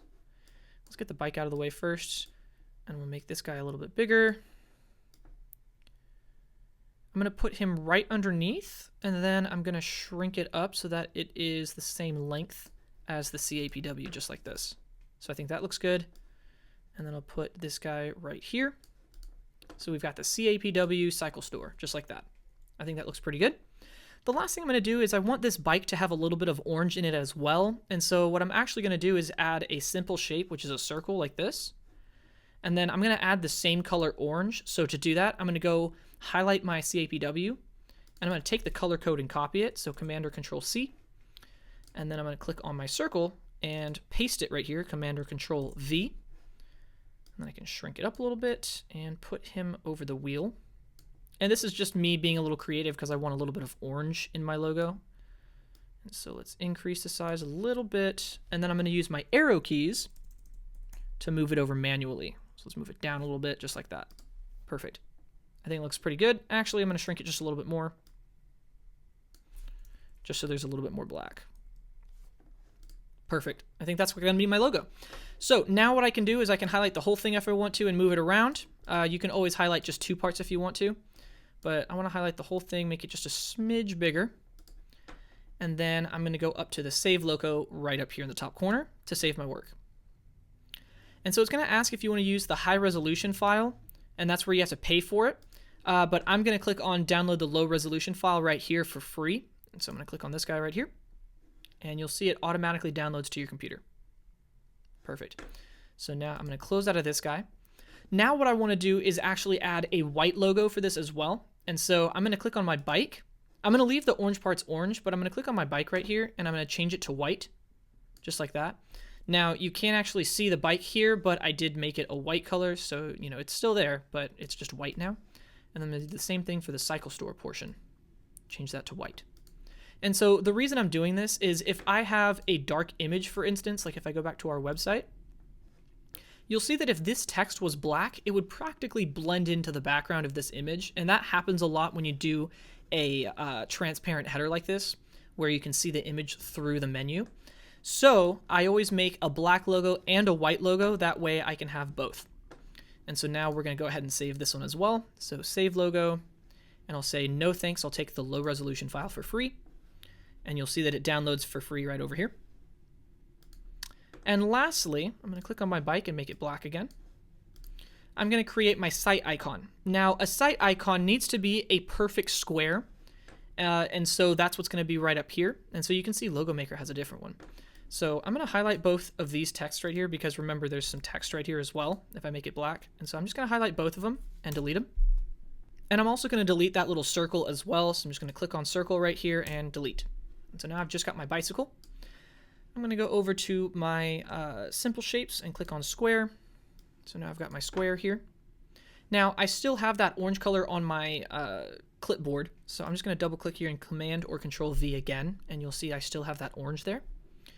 And next I'm going to go to the Style tab and add a little bit of roundness so that the edges are curved, just like this. So something like that. Make it a little bit bigger. And I'm going to put my bike on top of it. Now you can see that the bike is actually behind my square, and the way that I can change that is I just go over to the Layers tab right here, and I drag my clip art, which is the bike, right over the square. Just like that. And then I can move my bike into the square, and let's make the square a little bit bigger. And we'll drag it down with my arrow keys. And I think that looks great. So that is my site icon right there. And so this is what's going to be popping up into this little square right here. And so, of course, you guys can create whatever you want. This is just an example. So now I'm going to go over to the save icon right here and say download my resolution file, or the low resolution file. And now we've got all three. So close out of this guy, delete that guy, and just close out. Perfect. Now that we've created our logo and our icon, now it's time to actually put it into our website. So in order to do that, we're going to go over to the left-hand side and drop down to customization. So let's put the logo in first. So we're going to go over to the header tab right here, and I'm going to open it up on a new tab. And from here, we've got the dark logo and the light logo. And so that's why I created two of them, the exact same logo, but just with dark and light. And so you can click remove right here and then upload, or you can just click on upload and it'll still swap the logo. So we're going to go to upload files, select files, and then I've already saved them into my folder here for the dropshipping website. So I've got my icon and logos, and so here's my icon and my two logos. So let's just install all three of them real quick. That way all of them are in my media library. And so this is the dark logo that we're doing first. So I'm going to click on the black one and say select. It's going to ask you to crop it. So what I do is I just kind of center it like this. Make sure I've got the whole thing in there so that my the bottom is including the bicycle, and then you can just drag the top up, and that way it's perfectly centered, or at least, you know, close to it. And then click on crop to save it. So now you've got my first logo right here. So let's do the second logo. It actually looks like I cropped off the bottom on accident, so let's redo it real quick. So the black one, select. Oh, it's actually just because the bottom is flat, so I didn't do it. Okay. So we'll just recenter that guy and drag the top. Click on crop. And this time, instead of just clicking remove, I want to show you guys, you can click on upload, click on my white logo, and it'll just replace it. So let's center it again, make sure the bottom is included, drag up the top, and done. Now you can also choose your logo position. So right now it's center, or you can do left, but I mean, I recommend center, and that's why I was centering it when I was cropping it. That way it just lines up into the center of your website. But if you choose the left position, it'll just throw your logo from the center. It'll just be over here on the left-hand side. So that's kind of your decision to make. So lastly, I'm just going to click on Save Settings right here. Boom. And now our changes have been saved. So let's open our site up on a new tab and check out our logo. Perfect. So now you can see it's automatically using the light logo on a dark background. Now, if I were to click on this button right here, so Shop Waterproof Categories, this is just going to take me straight to the store. But see, it automatically uses the dark logo whenever there's a white background like this. And so it chooses between the two. So that's pretty handy. So I'm going to close out of this tab. So next, let's go ahead and upload our site icon as well. So from here, instead of being on header under the customization tab, we're just going to go to general. All right, and you can see it's actually called a favicon, not a site icon, but it's interchangeable. So we're going to be using the favicon type, which can be a PNG or a GIF as well, but I'm just going to upload it as a PNG. And so you can see it's the little blue shopping cart. So I'm just going to swap it out for mine, which is my little PNG right here. And so it's the orange one with the bike. I'm going to click on select, and now we have it right there. So the last thing we can do now that we've uploaded our site icon is also change our colors. So I'm going to show you guys how to do that right now. But first I want to hit Save Settings and just show you guys the new icon. All right, so our changes have been saved. So now I'm going to refresh this page and refresh this page as well. And go over to a new tab, and you'll see that the icon has been updated. Boom. And so now we've got a little icon up there, or favicon, whatever you want to call it. All right, so we'll close out of this tab. And so now let's mess around with the colors. I'm not going to change too many of them, but I just want to show you guys that they change different parts of your website. So the first one, which is pretty obvious, is this green color, which is the discount color. And so if I open our store up on a new tab and scroll down a little bit, you'll see that the on sale color is this green color. And so I want it to be the same orange that's in my logo and on my website. So I'm going to go back to the general tab, click here, and I can choose an orange color just like this. And click on choose and save settings. All right, so our changes have been saved. So I go to a new tab and I can refresh this. And just like that, we have changed the orange color on the sale banner. So that's pretty cool. So you can also change other colors. You can change the button color from gray to a different color, or the prices color if you want to. For instance, I'll just make this like a bright pink. Actually, let's make it the same orange. So I'll make it the same orange, just like this. Looks like it's a little lighter. Same orange, and we'll click on choose, save our settings. And now that they're saved, we'll go back to the store and refresh. And scroll on down, and now our price color has changed to this orange color. And so I actually don't like it as much. I think the black just contrasts better. The orange on the sale banner kind of matches the website, but I'm going to leave this black. So I'm going to go back and change it. And we'll just make it the same dark gray color, so something like this. Kind of like what all the others are. And save. You can also change the cart payment button color. So just to show you guys where this is, we'll change this to just a bright red, just as an example. We'll hit Save Changes. And as soon as it saves, we go back to our store, and let's just click on a random product. And now you've got a bright red Add to Cart button. And so if you want to, we can go back here, and we can change the hover color as well.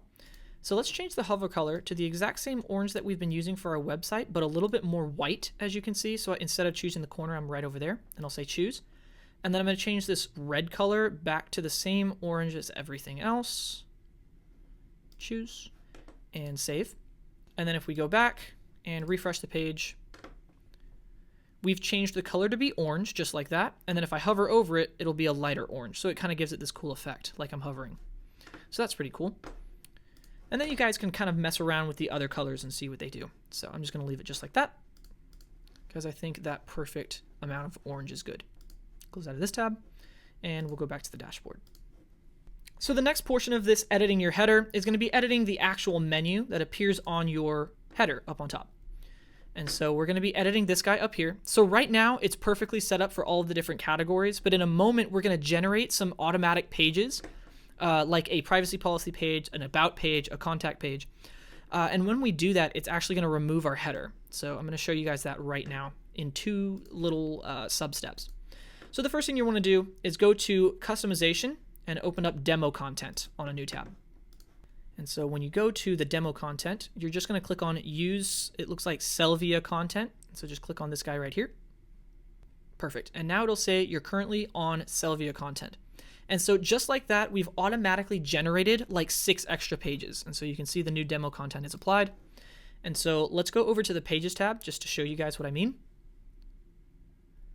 And so now look at all of these pages that got generated automatically. So you've got a refunds and returns policy, shipping and delivery, a thank you page. It looks like 2 thank you pages, so we'll probably delete which one is not being used. A track your order page, shopping cart. Let's see, what else? A contact page, an about page. So now that we have all of that automatic information generated, we can go back to our website. And you'll see that the menu options up top have been adjusted. And so I'm going to show you guys how to edit this guy. But if we scroll down to the very bottom, you'll see that we have a ton of different pages that we can go to now. And all of them were automatically generated. It's incredible. So if I click on the About Us page, you've got a little About page that you can write for your store. And you've got like some core values that you can edit here and then start shopping and all of that stuff. So I'll show you guys how to edit this page later. All right, and then we can scroll down to the very bottom and you've also got a contact page, privacy policy, and all of that. So let me show you the contact page.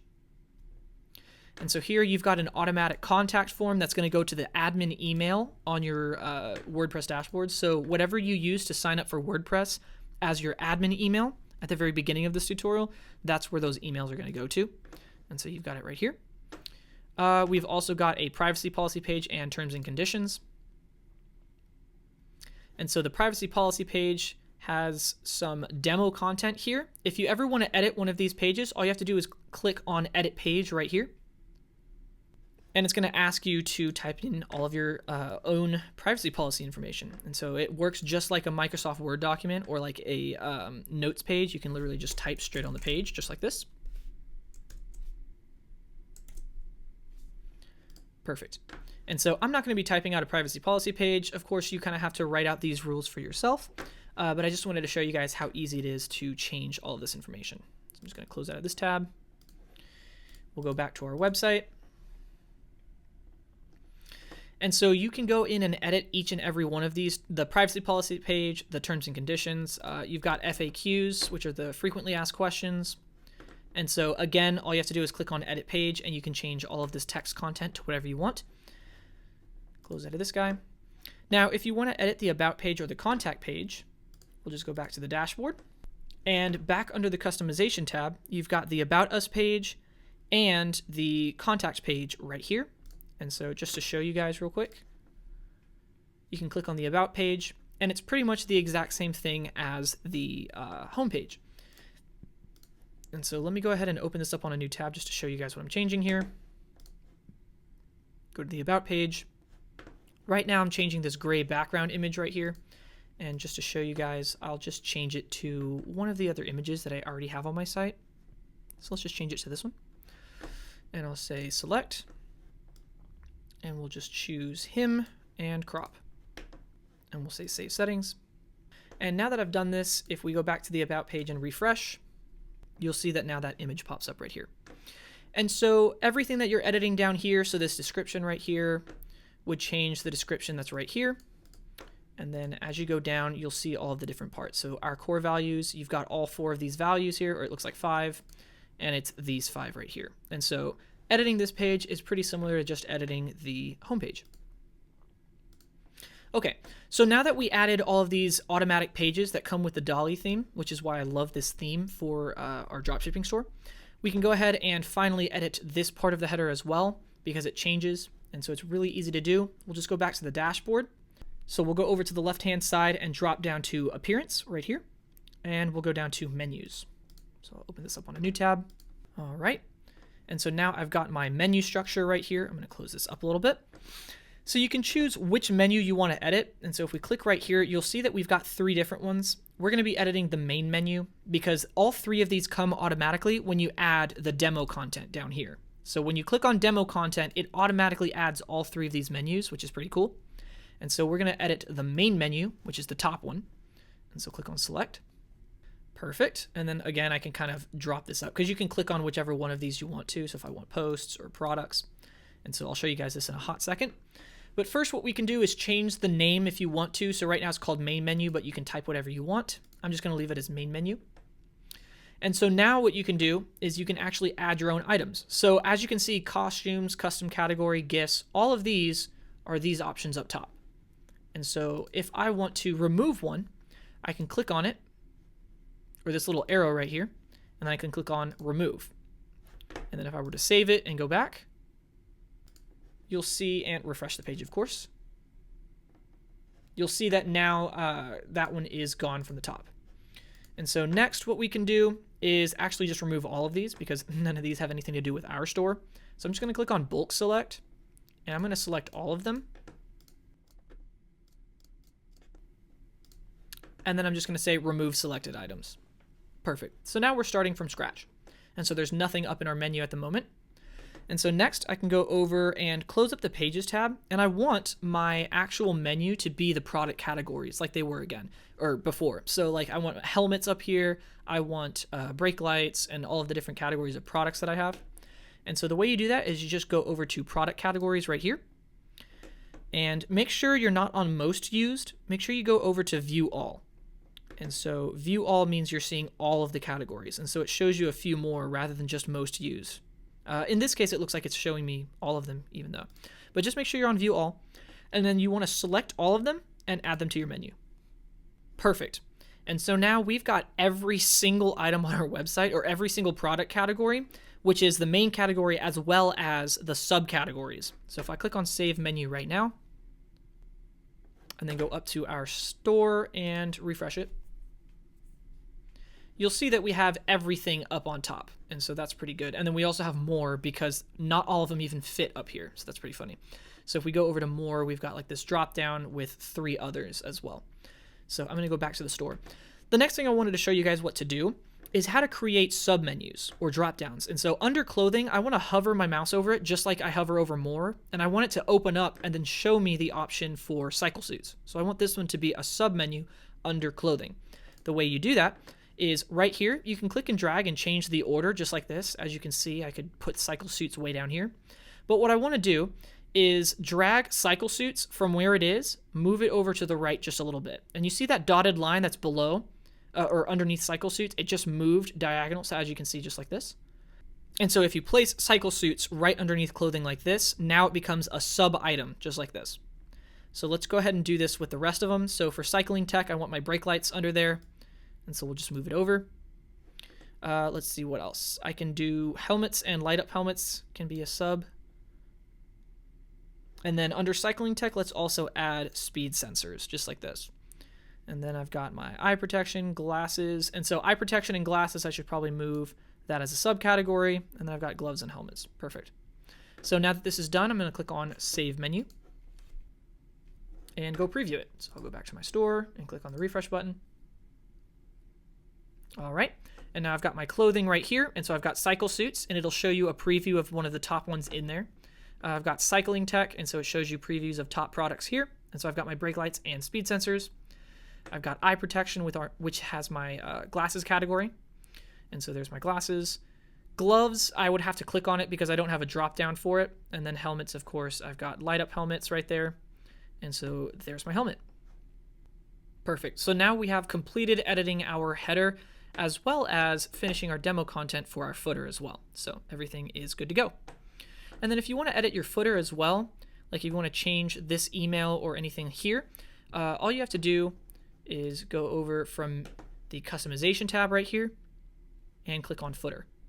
Perfect. And then you can change color and different things as well here.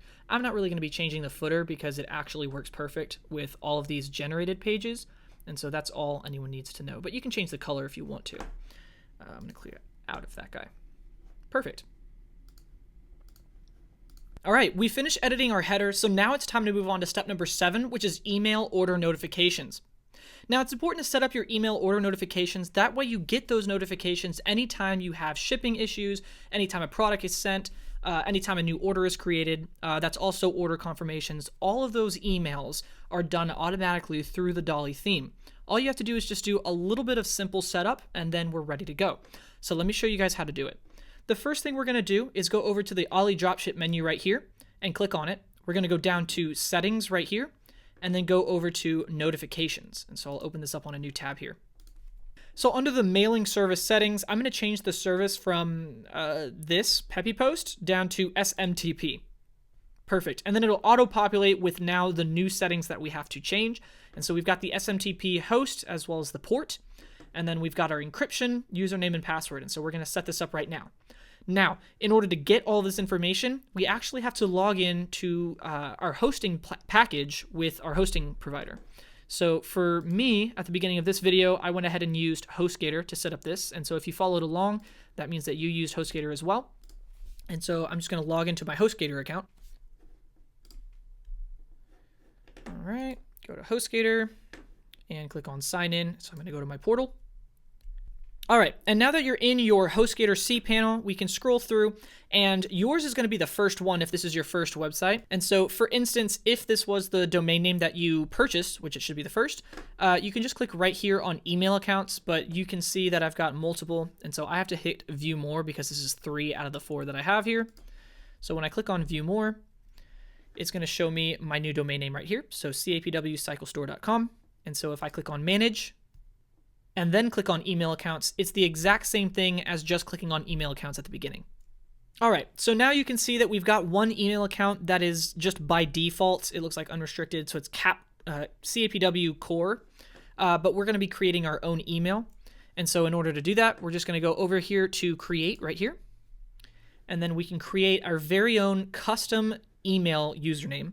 And it's going to be at our website address. And so you can see it's going to be, for instance, Levi Hagen at capwcyclestore.com. Now, this one that I'm going to create is going to be kind of like an auto-generated email account.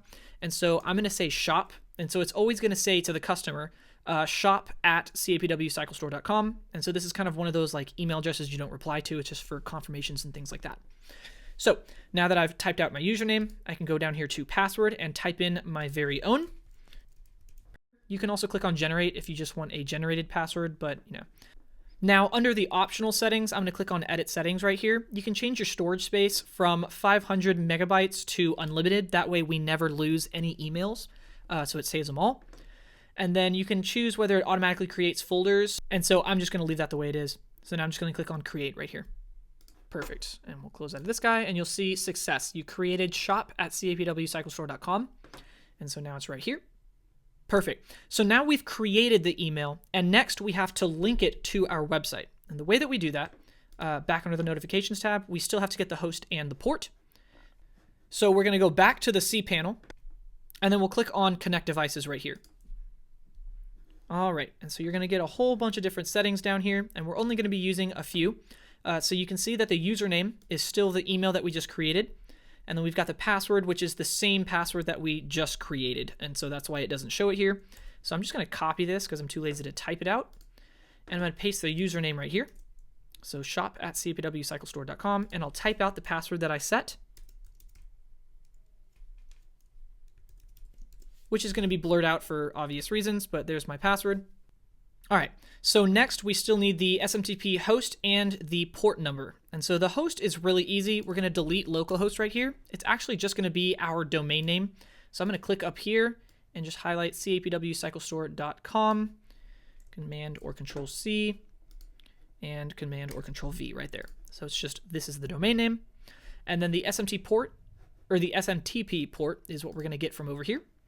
And you'll see the outgoing server. We want the outgoing port, not the incoming. So the outgoing port number is 465 right here. So we'll just Command C and Controller Command V, just like that. The last thing we're going to do is the encryption. Because our website has an SSL certificate, which I would recommend every single website have that. So if you don't have one, make sure you get one. But if you signed up through HostGator, you automatically get it with your hosting package for free. But because we're using an SSL, we have to change the encryption from no encryption to use the SSL's encryption. So that's done right there. Perfect. So let's go ahead and save those settings right now. And we're good to go. All right, so next we can scroll down here, and you'll see that I have a lot of options down below, many different emails, so we can change all of these. So the first one, of course, right under our mail service settings is going to be the purchase email notification. you'll see that it's going to automatically send a copy of the email to createaportfolio@gmail.com. This is the admin email that I set up when I installed WordPress on its own. And so whatever admin email you set up through WordPress, it's automatically going to pull it and place it right here. And so the email subject is going to say, thank you for your order. Email from is no reply at cpwcyclestore.com. And so it's kind of like an automatic thing. You can change the sender's name as well, which is CPW Cycle Store, which I think that's perfectly fine because it's coming from our store. And so this is the thank you page. And so it looks like it's going to automatically, using code, pull all of the customer information here. And so you can kind of ignore all of this short code here. So we can, if you made any changes, which I didn't, you can click on Save Changes here. But I'm going to click on Test. And so it's going to send a test email like this to my Gmail. Perfect. And so if I go up to a new tab and open up my Gmail, and then you can see right here, CAPW Cycle Store, which is the name that I had it come through. And then the title is thank you for your order. Click on this guy. And then you'll see it says test full name because right now there's no order number, there's no order date, no payment method or anything because I'm not even logged in as a customer yet, nor have I made any purchases. So I just wanted to show you guys that it is hooked up and it sends straight to my Gmail. All right. And then we can close out of this tab. And then you can do the same for the contact us form settings. And so you can say the send to email address and all that stuff. And you can do the same for the rest of them. Shipped notifications. Now they're all set up automatically, ready to go. But if you guys want to make any custom changes, you totally can. So you just scroll all the way down and keep doing it. And that's how you set up your email notifications. All right, with our email notifications set up, we can move on to step number 8, which is to set up our payment methods. The whole point of a dropshipping store is to make you money. So let's go ahead and make sure that the money is flowing in through your website. So the first thing we're going to do is go over to the AliDropship menu right here, click on it. We'll drop down to the settings tab and then go down to payments right here. All right, and we're going to be setting up 2 different payment methods. We're going to do the credit card and debit card, and then we're also going to do PayPal. Now, PayPal is incredibly easy. I'm going to do it second, but I'll show you guys how to do this one as well. So let's do credit card first. The first thing we're going to do is change the service from this one all the way down to the very bottom, change it to Stripe right here. Now, Stripe is one of the most highly rated credit card, debit card checkout services online that there is. I mean, tons and tons of websites use it. You guys can go check out their website and see their reviews, but I trust it and I use it all the time. So Stripe is the service we're going to be using. So next we'll use the title. We can change the title here. And this is what's going to appear on the website when someone's visiting the store. And let's just say they go to view inventory. Let's just add a product. Perfect. So now that we're on the checkout screen, what we're doing right now, this title, the credit and debit card title, is going to appear right here. And it's going to be the option for credit card and debit card or PayPal. And so you're typing out what the customer is going to see right here. So I'm just going to title it credit / debit card, just like that. And then we're going to enable this Stripe payment option. So now credit card, debit card is enabled. So you can see down below there's like a couple things that we have to do. And so we've got the currency, which mine is set to United States dollars because I'm in the United States. But you can set this to whatever country you're in. And then the language, of course, you can change. And then we've got these 2 different keys that we have to include. So the publishable key and the secret key. And this is going to come from our Stripe account. And so if you don't already have a Stripe account, you'll have to create one for this. And so let me go ahead and open up a new tab and we'll go to Stripe. And you'll see it right here, stripe.com. Perfect. And then this is the part where we can click on sign in and create an account. And so if we don't have an account, you can sign up. So I'm just going to click on sign up right here. And now we're going to create our very own Stripe account. And so I'm going to create one right now.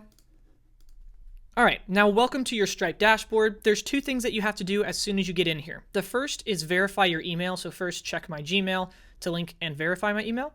And then the second is to activate your account. So let's do the first one. So I'm going to open up my Gmail on a new tab. And here we go, verify your Stripe email and just click verify. All right, and it's going to take me back to the dashboard, and so I'm just going to close out of this tab.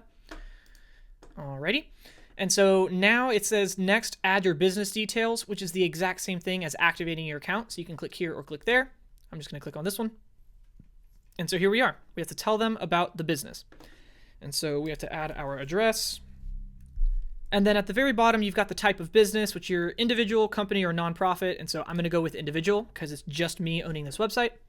And then I'm going to click on continue. All right. And now it's going to ask for some personal details. And so I'm going to go ahead and add them. All right. And then next we've got business details. And so we get to select our industry. And so I'll click on this guy. We've got most popular. It looks like consulting, clothing, and software. But we're not doing any of those. And so you can kind of look through all of these different services down here. I think I'm going to check retail, and it would be something like sports. All right, for now, we'll just say it is retail, and we're just doing other merchandise because we're doing, bike stuff, bike related things. And then for our business website, it's just asking for our actual site. And so I'll just go back here and take my full URL. So Control or Command C. And Control or Command V. And so I've got https://capwcyclestore.com. All right. And then I can do my product description. And so I could say something like, we sell all premium cycling equipment. And obviously you'd want to be a little bit more descriptive about this. I'm just doing this as an example. So that's your product description, just a small description about what kind of products you're selling on your website. And so we'll click on continue. All right, and then we've got the fulfillment details. And so it's going to ask, how are you going to ship the product? Is it yourself? And I'm going to say, no, products are shipped from a third party because these are going straight from the manufacturer to your customer. You're not going to be touching any product yourself. And then it's going to ask, on average, how long after paying will customers typically receive their goods and services? And so you want to be honest with this one. So within 2 weeks or within a month. I'm going to say within a month because sometimes with AliExpress, you can have some products that take up to a few weeks to come in. And so I'm going to do within 1 month. And then how much money do you expect to process on Stripe each year? And so you can do your own projections, but I'm just going to say less than 100,000 for now. And then of course, this isn't the biggest deal because as you grow, they're going to see how much you make. But so less than 100,000 for me. And we'll say continue. All right. And so now we've got customer support details. The first thing is a statement descriptor. And so this is kind of important because we've got capwcyclestore.com. This is what's going to pop up on their bank statement anytime they make a purchase. And so it'll look just like this, capwcyclestore.com. And so if you want, you could maybe take off the .com and just have it be CAPW Cycle Store. And so they know where that's coming from. And then the shortened business descriptor is going to be something like a business t-shirt. It's very short. And so what I do is just CAPW store. Or actually, I'm just going to leave it as CAPW. So CAPW is the store, and then you can see that it's like the shortened version right here. And so that's what changes. All right, and then they have the customer support phone, and all of this should be automatically pulled from your personal information.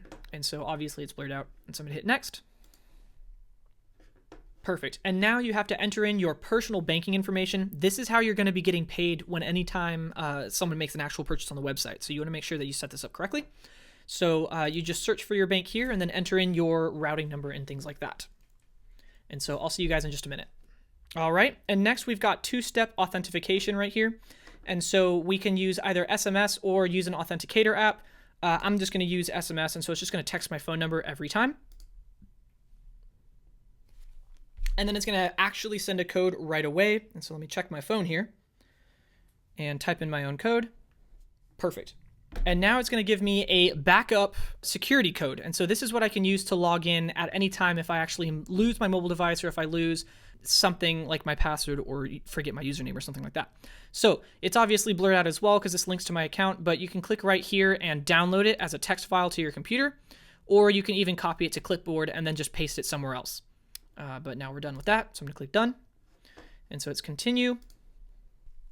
All right, and then this is also new. It looks like it's some kind of a climate control or climate change contribution, and so you guys can set whatever you want. I'm just going to skip this for now because I'm not even going to use this account. It's just an example, and so just not right now. And then all you have to do now is just review your order details, and then you can submit. All right, now that you've finished activating your account, we can go ahead and pull that publishable key and the secret key that we had right here. And so that's really easy to do. I'm going to go ahead and just close out of my Gmail so I have less tabs open. So now from there, we can just go over to the developer tab right here. And you want to also make sure you click on test mode and turn it on.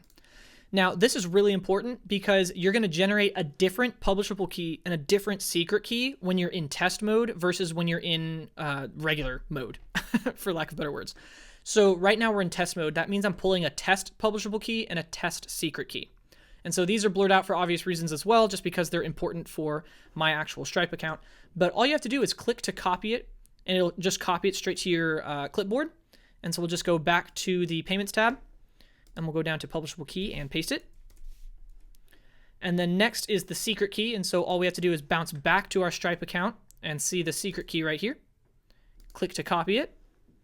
And we'll go back to the payments tab, and under secret key, paste that one. And that's it. We're done. So now we have enabled the Stripe account. And so that means we've got credit card and debit card. And so next we have to do PayPal. And PayPal is really easy. First, let's click our Save Changes button just so we don't lose anything. And I'm going to scroll down. And so now we have our PayPal account right here. And so all we have to do is enable the PayPal payment option. And so now PayPal is an option on our checkout screen. From here, we're going to change the integration method from REST API down to Classic. And you'll see that now all we have to put in is our seller email. So in order to set up your PayPal, you just go up to a new tab and you go to paypal.com, and then you sign in or create an account. And so if you don't have a PayPal, you can create a personal or a business. And then, but I would recommend making a personal first, because if you create a business, they're going to try and ask you a bunch of questions about your business, just like Stripe did. And so if you're just starting out, you might as well just do a personal so it saves you some time.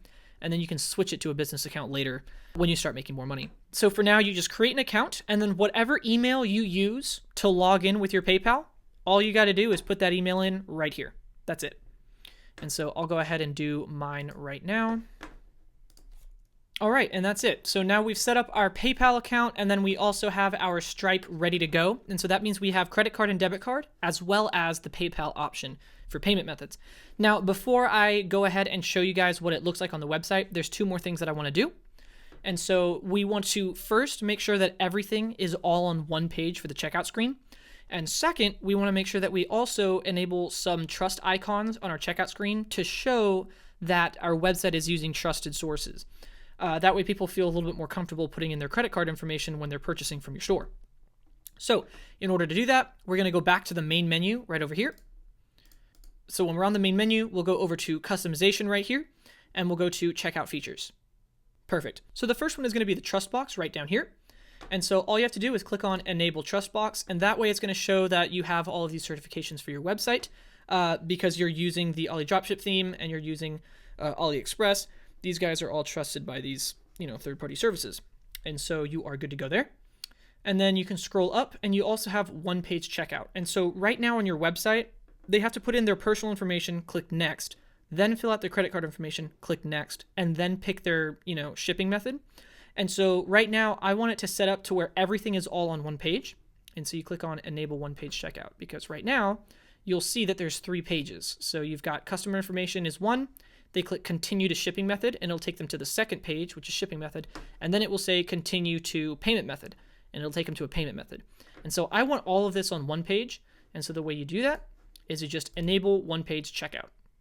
So let's go ahead and save those settings. So changes have been saved, and we are good to go. So now I'm going to open up the store again and hit refresh. Perfect. And now your checkout screen is complete. We've got the payment method right here. And so they've got credit card, and it's secure with SSL encryption. And then we've got our PayPal. And so they can click right here.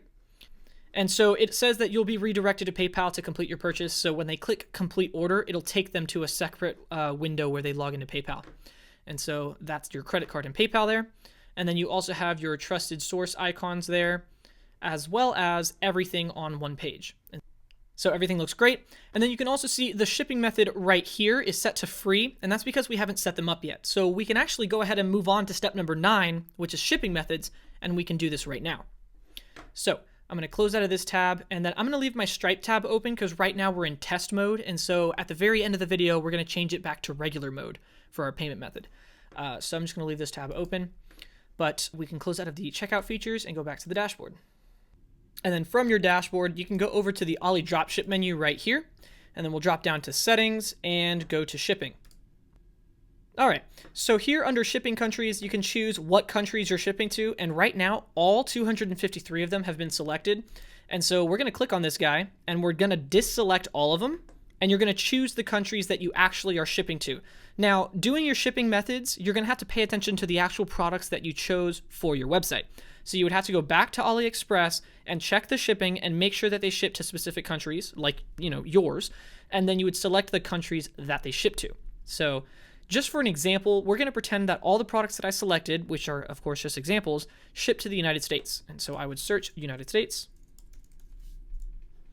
and I would check this box. And so right now the United States is checked, or I can do United Kingdom and then United Arab States and so on. You would select only the ones that your products actually ship to. So that's pretty important. I'm just going to do the United States for now. And then you've got a default country. So let's say that you selected 2 of them, United Kingdom and United States. You can change the default country from United States to the United Kingdom if you want to, or you could change it back to United States. It is by default. But that's the one that's going to be in the bar by default. And then if they're in a different country that you ship to, they would have to, click here and change it. And so that's what the default is. I'm going to unselect United Kingdom. And so that's good. So I'm just going to click on Save Changes. Perfect. And now we can scroll on down to the shipping options. And so you have the option to create right here. And then you also have some that come standard with the AliDropship theme. And so all 4 of these are standard, except for only one of them is selected, and that's the free version. And so the funny thing is, that's what we saw on our checkout screen. And so that is the only one that's got an on status. And so we can change that if we want to. Right now it's set to all products, which is perfectly fine because all of our products have free shipping anyways. So free is good. We can also set up an expedited version. So expedited shipping, meaning they pay extra, and instead of taking 2 weeks, it comes in like 3 to 5 days. And so we can set that up by enabling it first. And so now it is started. You can check for all products right now. And so that means that every single product on your website has expedited shipping. This is where it gets tricky though. For shipping, it's a bit of a meticulous process because you have to check each individual product and make sure that you adequately set up your shipping here to be the same as what the manufacturer says they can do on AliExpress. So for instance, if we were to pick a product and it says that it has free shipping as well as expedited shipping that says in 3 to 5 days, then we can go into expedited and click on edit because free shipping is already done. So now that we're in expedited, we can change the title. So right now it says expedited. You could say expedited shipping, just like this. And then you can change the minimum order price. And so they have to order a specific amount before they can, or the price has to be a specific amount before this is an option. Or if the manufacturer just says off the bat that they have expedited shipping, you can put it on here. And then you can say what the business delivery time is. And so you'd have to check AliExpress for that product. And if the manufacturer says a specific time, like for example, they say 3 to 5 business days, then you can put it here. And then you can also add a shipping cost. So this could be like an extra $10 or whatever they say it costs on AliExpress. And so now that that's $10, you have your shipping zone right here. And so you can select that when you need to. And then you also can apply it to specific products. And so you can apply it to products or specific categories, but I'm going to leave it on products like this. And then you can click on add, because you have to do it product by product, because each one of these is a different manufacturer from a different place, and they all offer different shipping methods. So for example, I'm just going to add them all just like this and say that this expedited shipping applies to all of these. But you would have to find out, does this one offer specific expedited shipping? And if it does, then you could check this one. And then does this one? And if it doesn't, then you'd have to leave it unchecked and that sort of thing. So I'm going to leave them all checked and click bulk actions, add, and click apply. And now you'll see that they all got added down below. So I'm going to close out of this. And so now this specific shipping option of expedited shipping applies to all of these products. So I can click on save. Perfect. And so now you can see that our settings have been saved. Now, what I just set up was one shipping method out of many that you'll have on your website.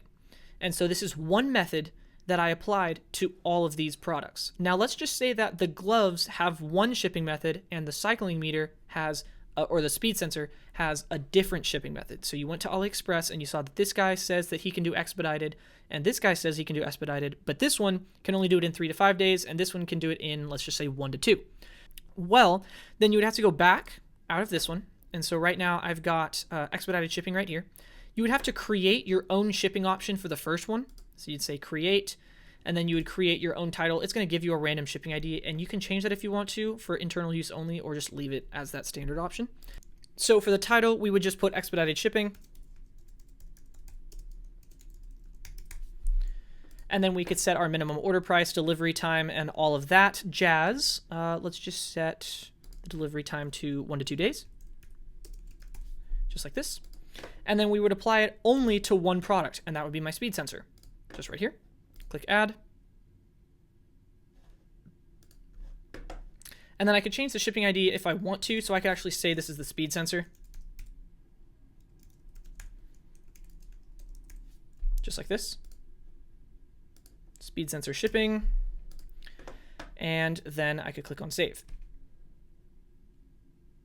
All right, and then I go back. And now I've got my expedited shipping right here, and it's applied to one single product. And so if I were to click on edit, I would know that this applies specifically to the speed sensor because I set that as the ID. That's just for internal use for me as a note. But now I've got this specific one that only applies to the speed sensor, and that applies for 1 to 2 days. And then I would have to create a new one. So click on create again, and then create another one for the gloves if they had a different one. So this shipping can be a little complicated. You just have to create a new shipping method for, each product that you have on your website. But it's really important to make sure that you're accurate with what's on AliExpress. Okay, so now that we've set up our shipping, let's go ahead and open up our store on a new tab and see what we did. And so we'll go over to, let's just pick clothing for now. And you'll see that the cycle suit right here, if I click on it, and then I add it to cart. All right, and now we can go up to our cart and click on proceed to checkout. All right, and now you'll see that we have the free shipping, which is available for all products, and then also expedited shipping, which I set to be available for all products. And so it doesn't really matter which product I have in here. Now, if I were to go to the speed sensor and add that one to my cart, you would see that other shipping method, which says expedited shipping, but it would be 1 to 2 days. And so I would have to set that price to be different. So let's go ahead and do that right now. So I'm going to click on the back button. And let's go ahead and just remove these 2 items from my cart. And click back. And then let's go to cycling tech, and we'll go down to speed sensors. And then we're going to add this one to cart. And then we'll proceed to checkout. And then you'll see, oh, we must have forgotten to enable it. So let's go back to the shipping tab, and then expedited shipping for one product. Yep, we forgot to enable it, so that's good. So now it's changed, so we'll just refresh the page. Perfect. And so just like that, we've got the free shipping, we've got expedited shipping, which is right now free because I was just too lazy to set a price, but you would set a more expensive price than the $10. And so they have expedited shipping 1 to 2 days, and then they also have expedited shipping for 3 to 5 days. And that's because this expedited shipping for 3 to 5 days is set for all products. We selected all of them. This one is only selected for one product. So what we would do is go back and edit this guy right here. And we would remove the speed sensor right here. So we would go to click on the add button. We'd say the cycling speed sensor right here, bulk actions, delete. And then we would click apply. And then it removes it from the back. So we're good to go. Save our changes. And we're good. So we'll just refresh the page. And voila. So now we've got expedited shipping, 1 to 2 days. Of course, you would change this free to a specific price. And then that is a different shipping method for one product when all of the other products have a completely different expedited shipping. And so the way we did that, of course, is just to review. This one is set for 5 products, and this one is set for the 6th product. And that is how you set up specific shipping methods per product. So let's go back to the dashboard. And then from here, we can move on to step number 10, which is to customize your thank you page. Now, the thank you page is also just as important as the about page or the contact page because this is the page that's going to display after someone places an order. And so you want it to be presentable. So let's go ahead and do that. It's going to be customized the exact same way as you would customize the about page or the, contact page right here. And so it's the thank you page right in the middle of these 3. And so I'm just going to open this guy up on a new tab. And I'm only going to make one change to this. So it looks like we can customize the background here. And so I'm just going to upload one of the other photos from my website. So let's just pick one. I'm going to use the mountain picture. So the mountain bike here, and select. And then it's going to ask you to crop it even more narrow because it's more of like a banner style. And so I can do something like, let's use the top of the handlebars. I'm also going to shrink it a little bit. So something like this. Yeah, I think that looks good. We'll click on crop and save settings. And then you can see that they're saved. Now, right below for the thank you page, you've got the title, text, and additional. And so you've got thank you for your order. Your order's been placed and will receive a notification email shortly. And then if you've ordered more than 2 items, you might not get them at the same time due to varying locations of our storehouses. This one is actually really important. I wouldn't change that because that's actually really accurate. If they order different products from your store, they're going to think that they might get them at the same time, but that's not true because you're drop shipping. You're coming from different manufacturers from different locations. All of them have different shipping times as well. So it's important to have this on the thank you page. So honestly, I'm not going to change any of this because I think it's a pretty standard template for a thank you page. And then down here is also thank you for page settings when payment is failed. And so the text is, sorry, we were unable to successfully process this transaction. And then that's pretty much good. I'm going to leave it the way it is. We'll just click save settings one more time. And now we can move on to step number 11, which is to test payment and also how to submit orders. So I'm going to close out of this tab and go back to the dashboard. And then what I'm going to do is start by placing a fake order, just like if I was a customer. Well, it's not a fake order. I'm really going to go through with the whole purchase process on our website from the customer's perspective to show you guys the thank you page and how everything looks. And then from there, after we do that test payment, I'm going to show you guys what you have to do as the shop owners on your end or on the back end from here. So let's go ahead and open up the store on a new tab.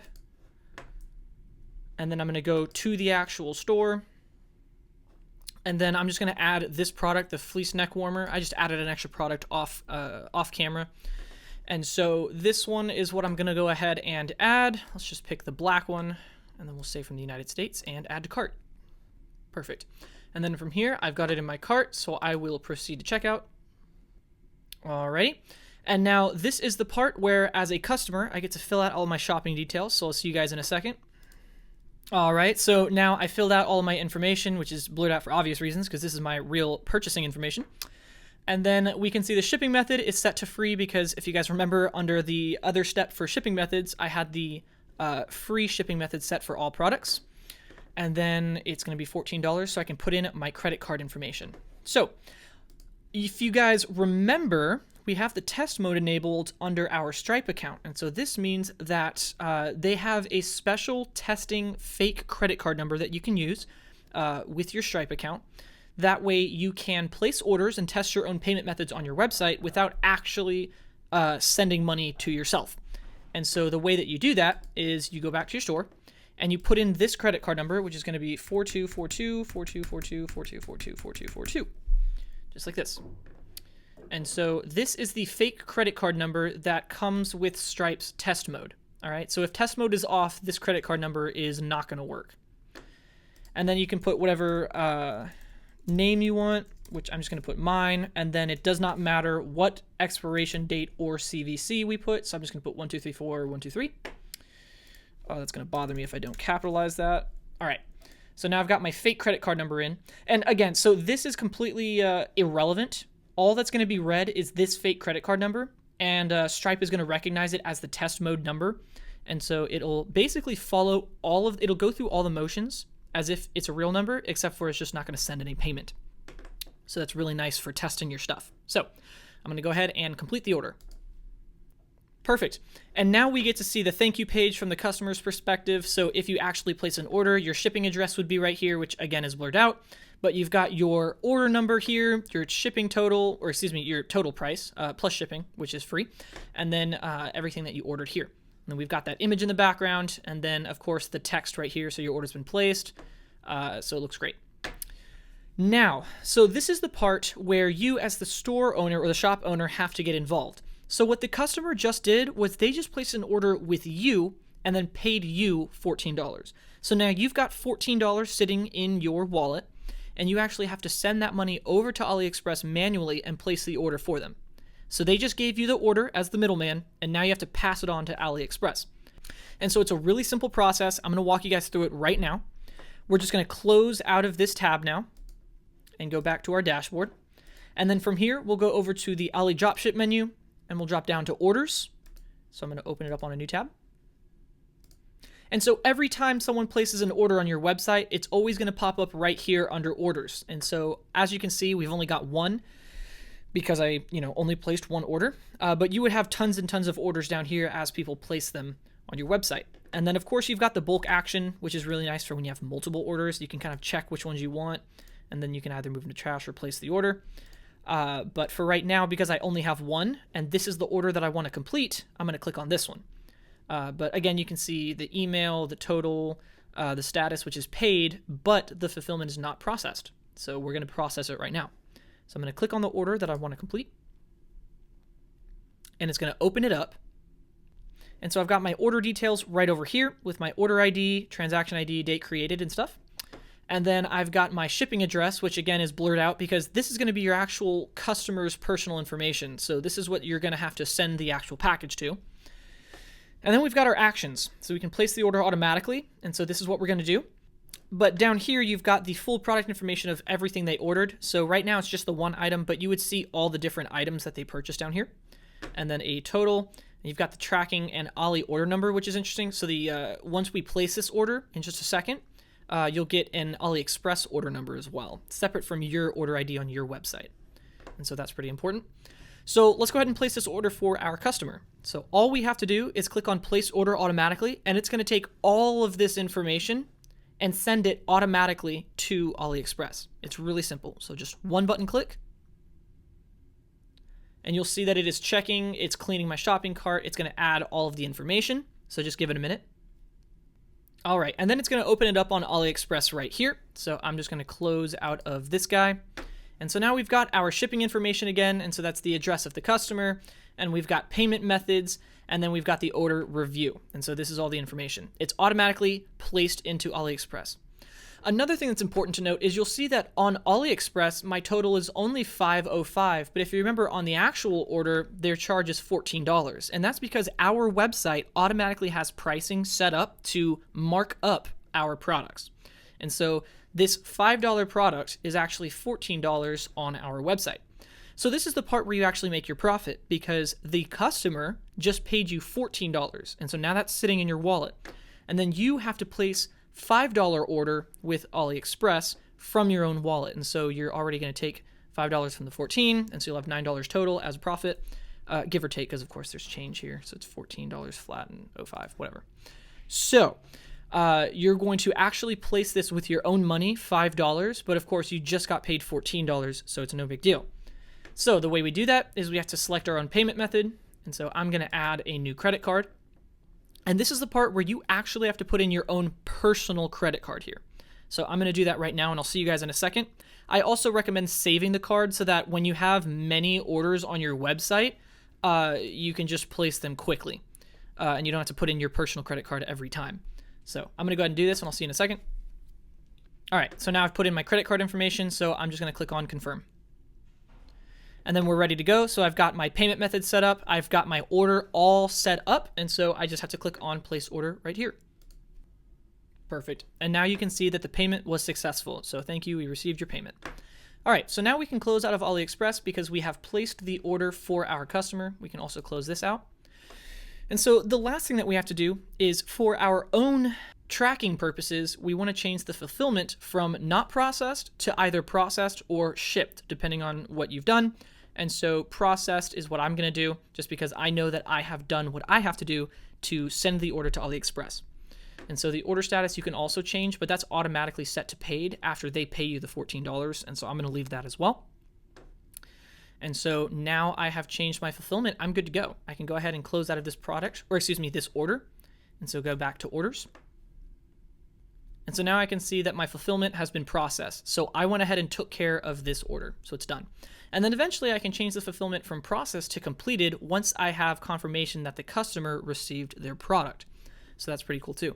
Now, if you ever get tired of changing your fulfillment after you set the order to AliExpress every single time, there's actually an automatic setting for this. So all you have to do is go over to your settings tab right here and open up general. So I'm going to do it on a new tab.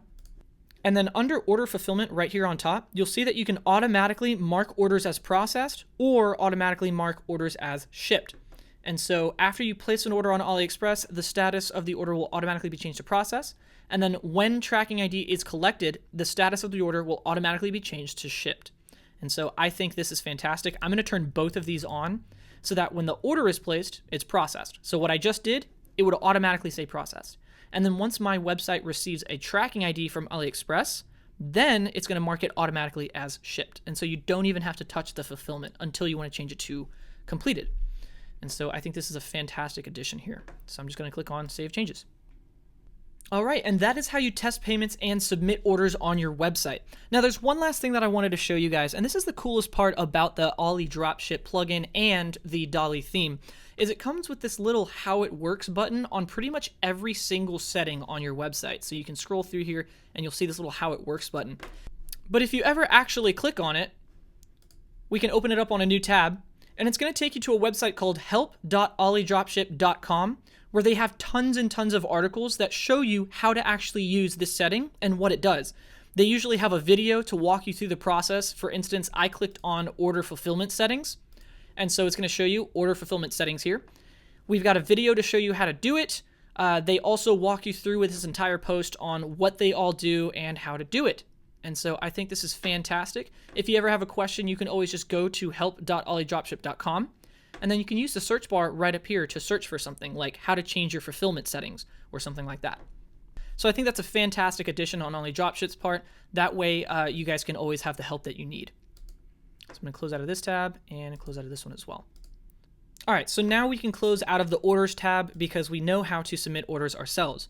Now there's one last thing that we have to do on our website, and that's take it out of test mode, because now our website is fully functional. Our store has a checkout page, it has the email notifications, shipping methods, and everything. Now we're ready to take on orders and start making sales. So in order to do that, we have to do one last step. And so what I'm going to do is go over to the AliDropship menu right here and drop back down to settings and go to payments and open it on a new tab. And then under the credit card, debit card setting, you scroll on down a little bit and we still have our publishable key and secret key. Now, you can't see mine because it's blurred out, but if you look at your publishable key, it'll say PK_test, which means it's in test mode.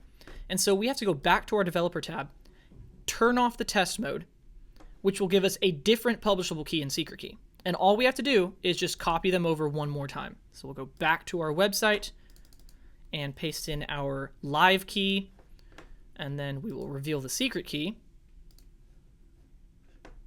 Copy it to clipboard. You can click right here, or you can click over under the secret key. Well, it looks like actually when it's live, you have to do it from there. And so then we go over to the payments tab and paste our secret key. Click on Save Changes, and you are done. Congratulations, you've got a fully functional dropshipping store at your fingertips. So let's go ahead and take one last look at our website. I'm going to close out of both of these tabs, just like this, because we don't need them anymore. Our site is live and ready to go. So I'm going to open up the store here, and we'll wander through it. So we've got this fully functional header menu up on top with a whole bunch of drop downs for different product categories, and we went over that earlier. And you even have previews over here on the side, which looks fantastic. The color scheme is all matching as well. We've got the orange on the banner, the price, and our logo here. And it's also our hover color for buttons. We've got this sick background here with different texts, and each button can take you to a different place. But again, we just set those to go to the store, all three of them. But scrolling down here, we've got our featured products displayed prominently right after the hero section. So the second they get on our website, they're already shopping. So it looks great. And then we've got our new season banner right here, which you could just do anything. It's just a promotional banner right here. And so you've got a read more button. And then our footer has all of the extra pages that you guys can customize on your own. And if we go over to the store and we select just a random product, so let's use the helmet that we did originally together. We've got all of our product images over here on the side, as well as our reviews. And so it looks absolutely professional. We've got our product details, and everything is completely and automatically imported from AliExpress. So we don't even have to touch any of this information over here. So we can do item specifics as well. It'll tell us all about it. We've got shipping and delivery, reviews, which we've got 20 of them. So that's everything here. We can go back up to the top. We also have a fully functional checkout screen. So if I click add to cart here and proceed to checkout, You've got a fully functioning checkout screen with all of your trust icons right here to shop with confidence. Trusted source for Google as well. We've got our one-page checkout, so everything is in the view of the customer. You don't have to click next 3 times just to do a checkout screen. And they've also got credit card and PayPal. So it looks like everything is set up and ready to go. All right, everyone, that was my tutorial on how to build a dropshipping website using WordPress. I hope you were able to follow along and complete your online business. Be sure to check out the rest of the channel for more tutorials and additional information like securing your website, adding contact forms, and setting up business emails, and so much more. I look forward to seeing you guys in future videos.